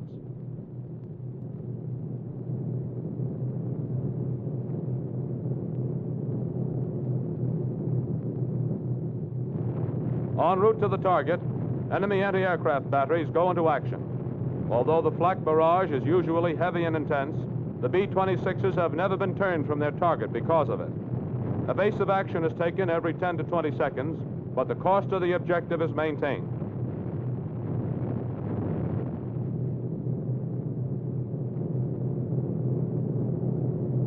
Over the target, a German twin-engine fighter field, it's bombs away.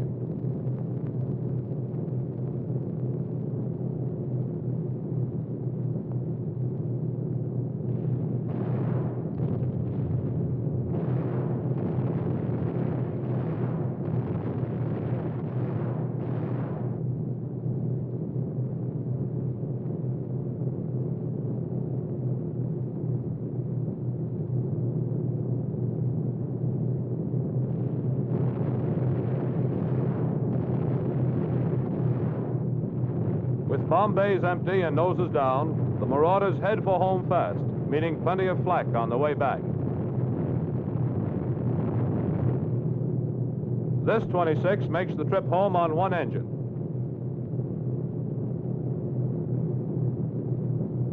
Over the base, they peel off and come in for their landings.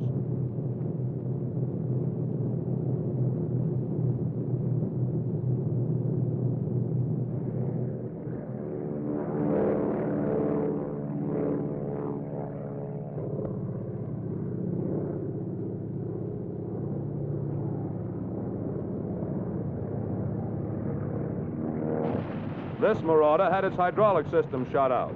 The nose wheel was locked down and the main landing gear was locked in the retracted position. The pilot, 19 years old, the youngest on the field, brought her in for an almost perfect landing. The damage was quickly repaired, and within 24 hours, the plane was back in the air. As soon as the planes land, they're lined up for servicing. Parked close together to speed up the job, the planes are ready for action within 45 minutes.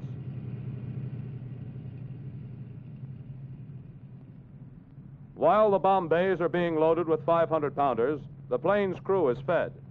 With only 45 minutes for lunch, the men don't stray very far. The planes are refueled, rearmed, the crew fed and ready for takeoff on the next mission within 3/4 of an hour.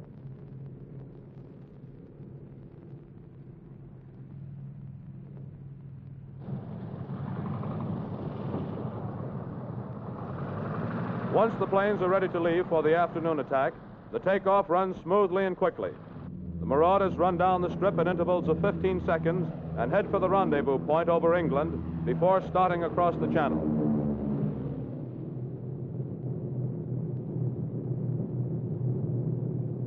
At the rendezvous point, other flights join to form a complete box of 18 aircraft, and the trip to the target is begun.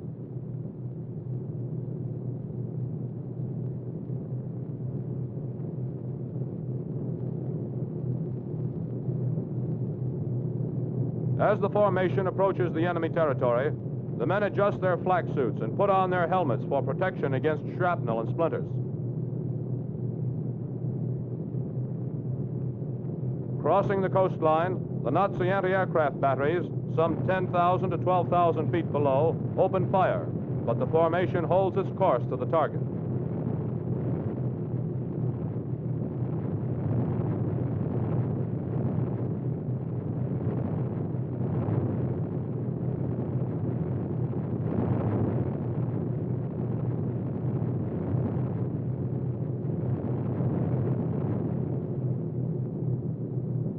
The bombardier, who is also the navigator on the B-26, snaps his switches, and once more it's bombs away.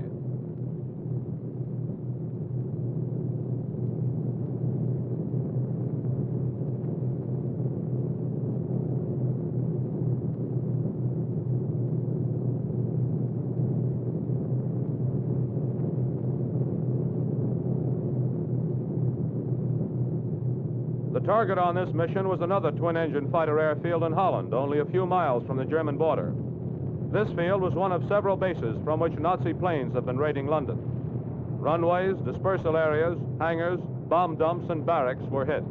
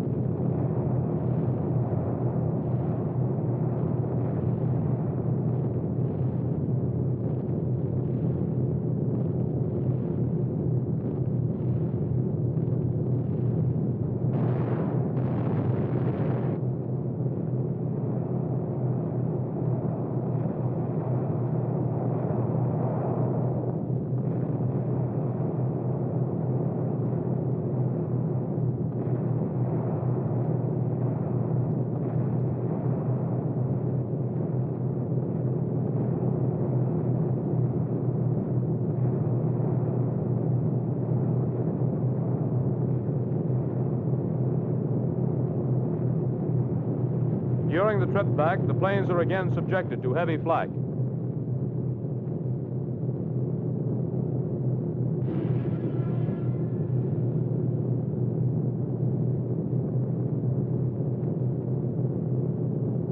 Two Typhoon fighters come alongside to guard any damaged planes on the way home. This B-26 was hit, and with one engine gone, begins to fall out of formation.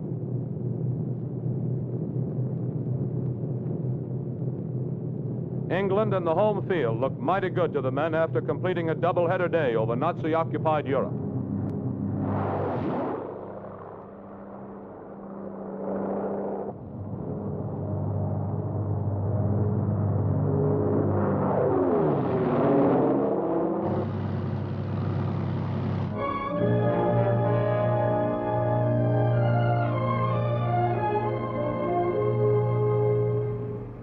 Somewhere in England, an inspection is held of a station of the 9th Air Force Troop Carrier Command.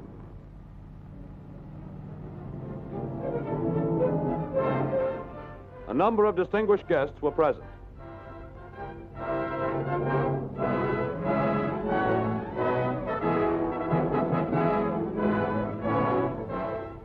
A special demonstration of paratroop and airborne infantry maneuvers was staged for this review.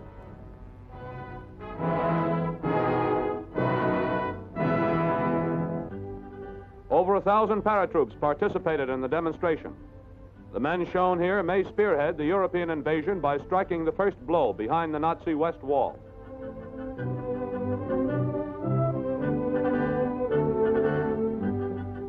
Just prior to this demonstration, the 9th Air Force Troop Carrier Command combined with similar British units in a large-scale dress rehearsal for D-Day.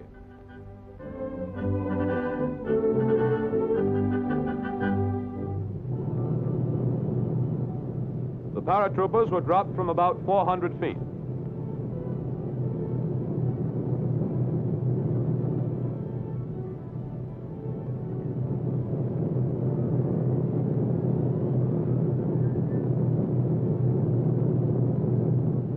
The men pour out of the transports as quickly as possible, and in a matter of seconds, a well-armed, powerful striking force is on the ground, ready for action.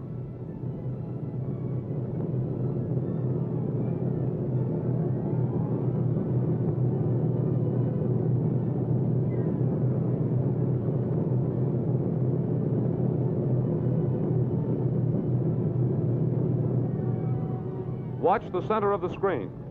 The lines of two parachutes have become entangled. However, no serious injuries were sustained.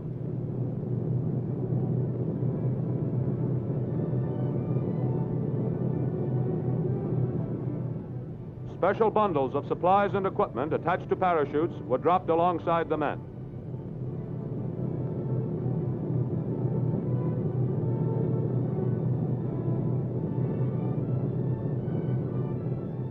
Various colors are used for the parachutes to aid rapid identification of paratroops and supplies.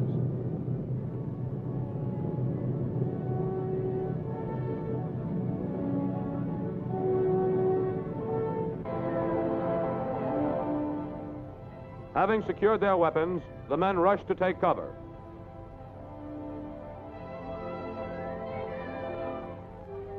Within a very short time, the entire drop zone was cleared, as would be the case under combat conditions.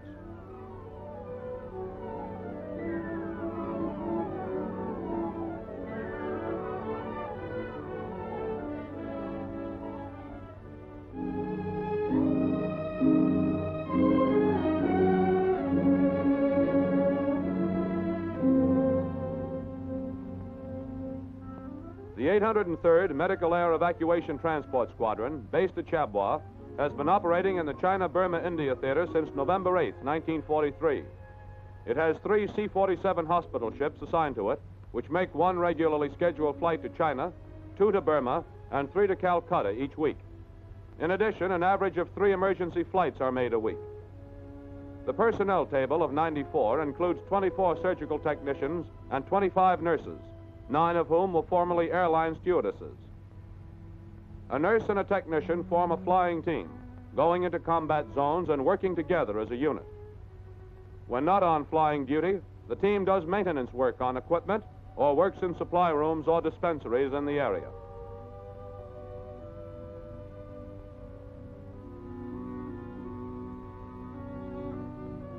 This ambulance plane is preparing to take off from the Chabois Strip. It is the first airplane in this theater to be so conspicuously identified as a hospital plane. It stops at the Xinbuyang landing strip at the northern end of the Hukwang Valley in Burma to take aboard Chinese casualties of the fighting on the North Burma front. Among the casualties was one American, a liaison officer with the Chinese troops. Jeeps, converted to do ambulance work, bring the casualties to the airstrip, where they're transferred to the C-47. The hospital plane can accommodate 18 litter cases or 24 ambulatory cases. From the middle of November 1943 to the middle of January 1944, the squadron evacuated 481 cases. The casualty ratio has been 1 litter case to 7 ambulatory cases. The ambulance planes are so equipped that all nursing procedures may be performed in flight, and in extreme emergencies, even surgery is possible.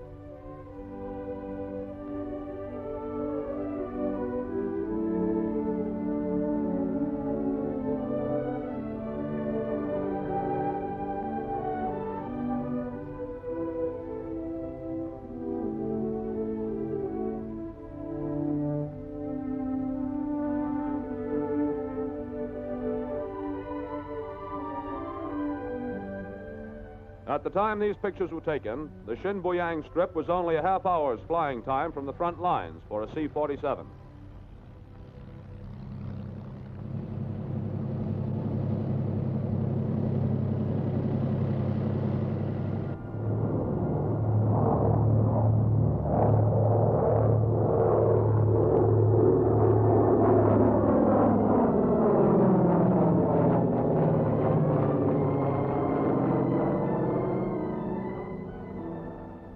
The hospital planes also stop at the Taifaga airstrip, some 22 airline miles to the southeast of Xinbuyang, and at the time, the most advanced base in North Burma. Chinese and American battle casualties are taken aboard. With the exception of a few liaison officers, these are the first American casualties on this front. These men were wounded in the battle for Mai Quan, which is about 13 airline miles to the southeast of Taifaga. They have already received treatment at the 25th Field Hospital, which is also known as the Foreign Legion Staff Hospital, and are now on their way to a base hospital in the rear.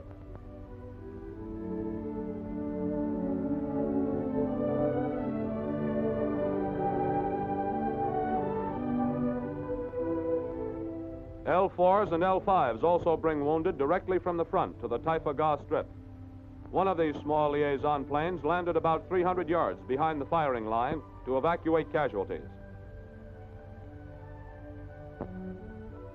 In spite of severe leg wounds from shrapnel, this soldier continued to man his gun until forcibly removed. He was to be recommended for the Silver Star for this action. This is his canteen.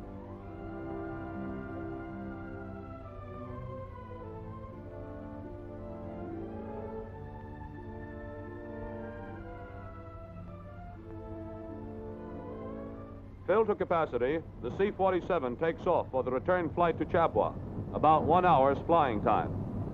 To make the same trip by jeep, when the Lido Road is in good condition, would take approximately 3 days.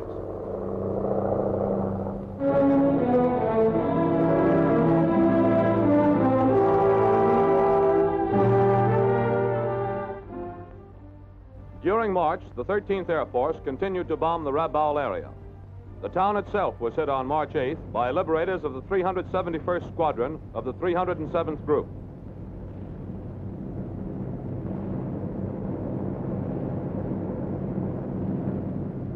The bomb run was made at 16,100 feet. Anti-aircraft was strong, but no enemy fighters offered interception. Storage areas were the principal targets. Our bombers struck at supply depots in an effort to destroy the means of subsistence of enemy ground forces.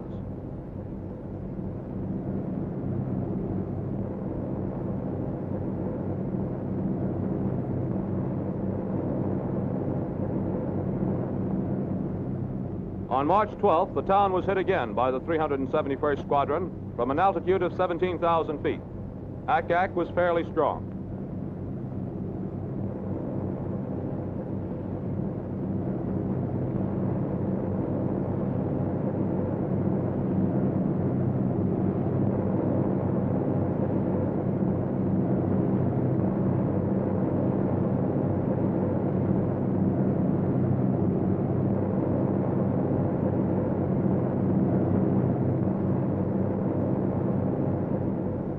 On the following day, the 394th Squadron of the 5th Group made a bomb run over the town at 17,500 feet.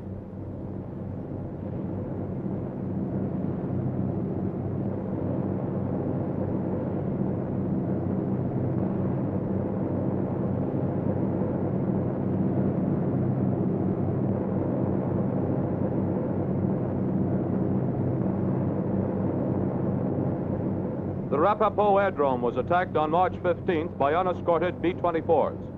They dropped 500-pound bombs on the installations. Moderate anti-aircraft fire was encountered. Direct hits were scored on the runway.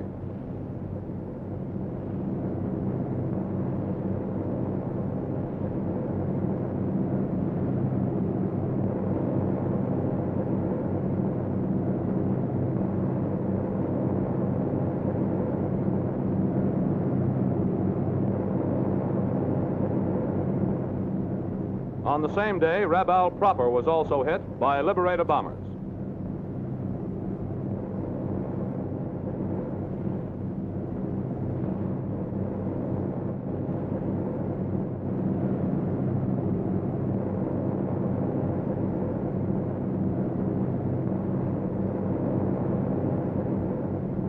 Because of the continued attacks, few, if any, structures remain standing in the town of Rabaul, according to recent photographs.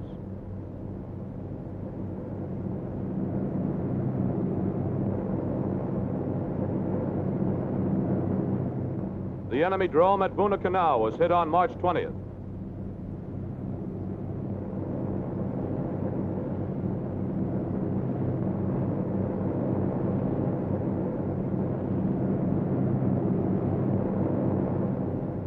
During this month, very few planes were observed on the ground at the airfields near Rabaul.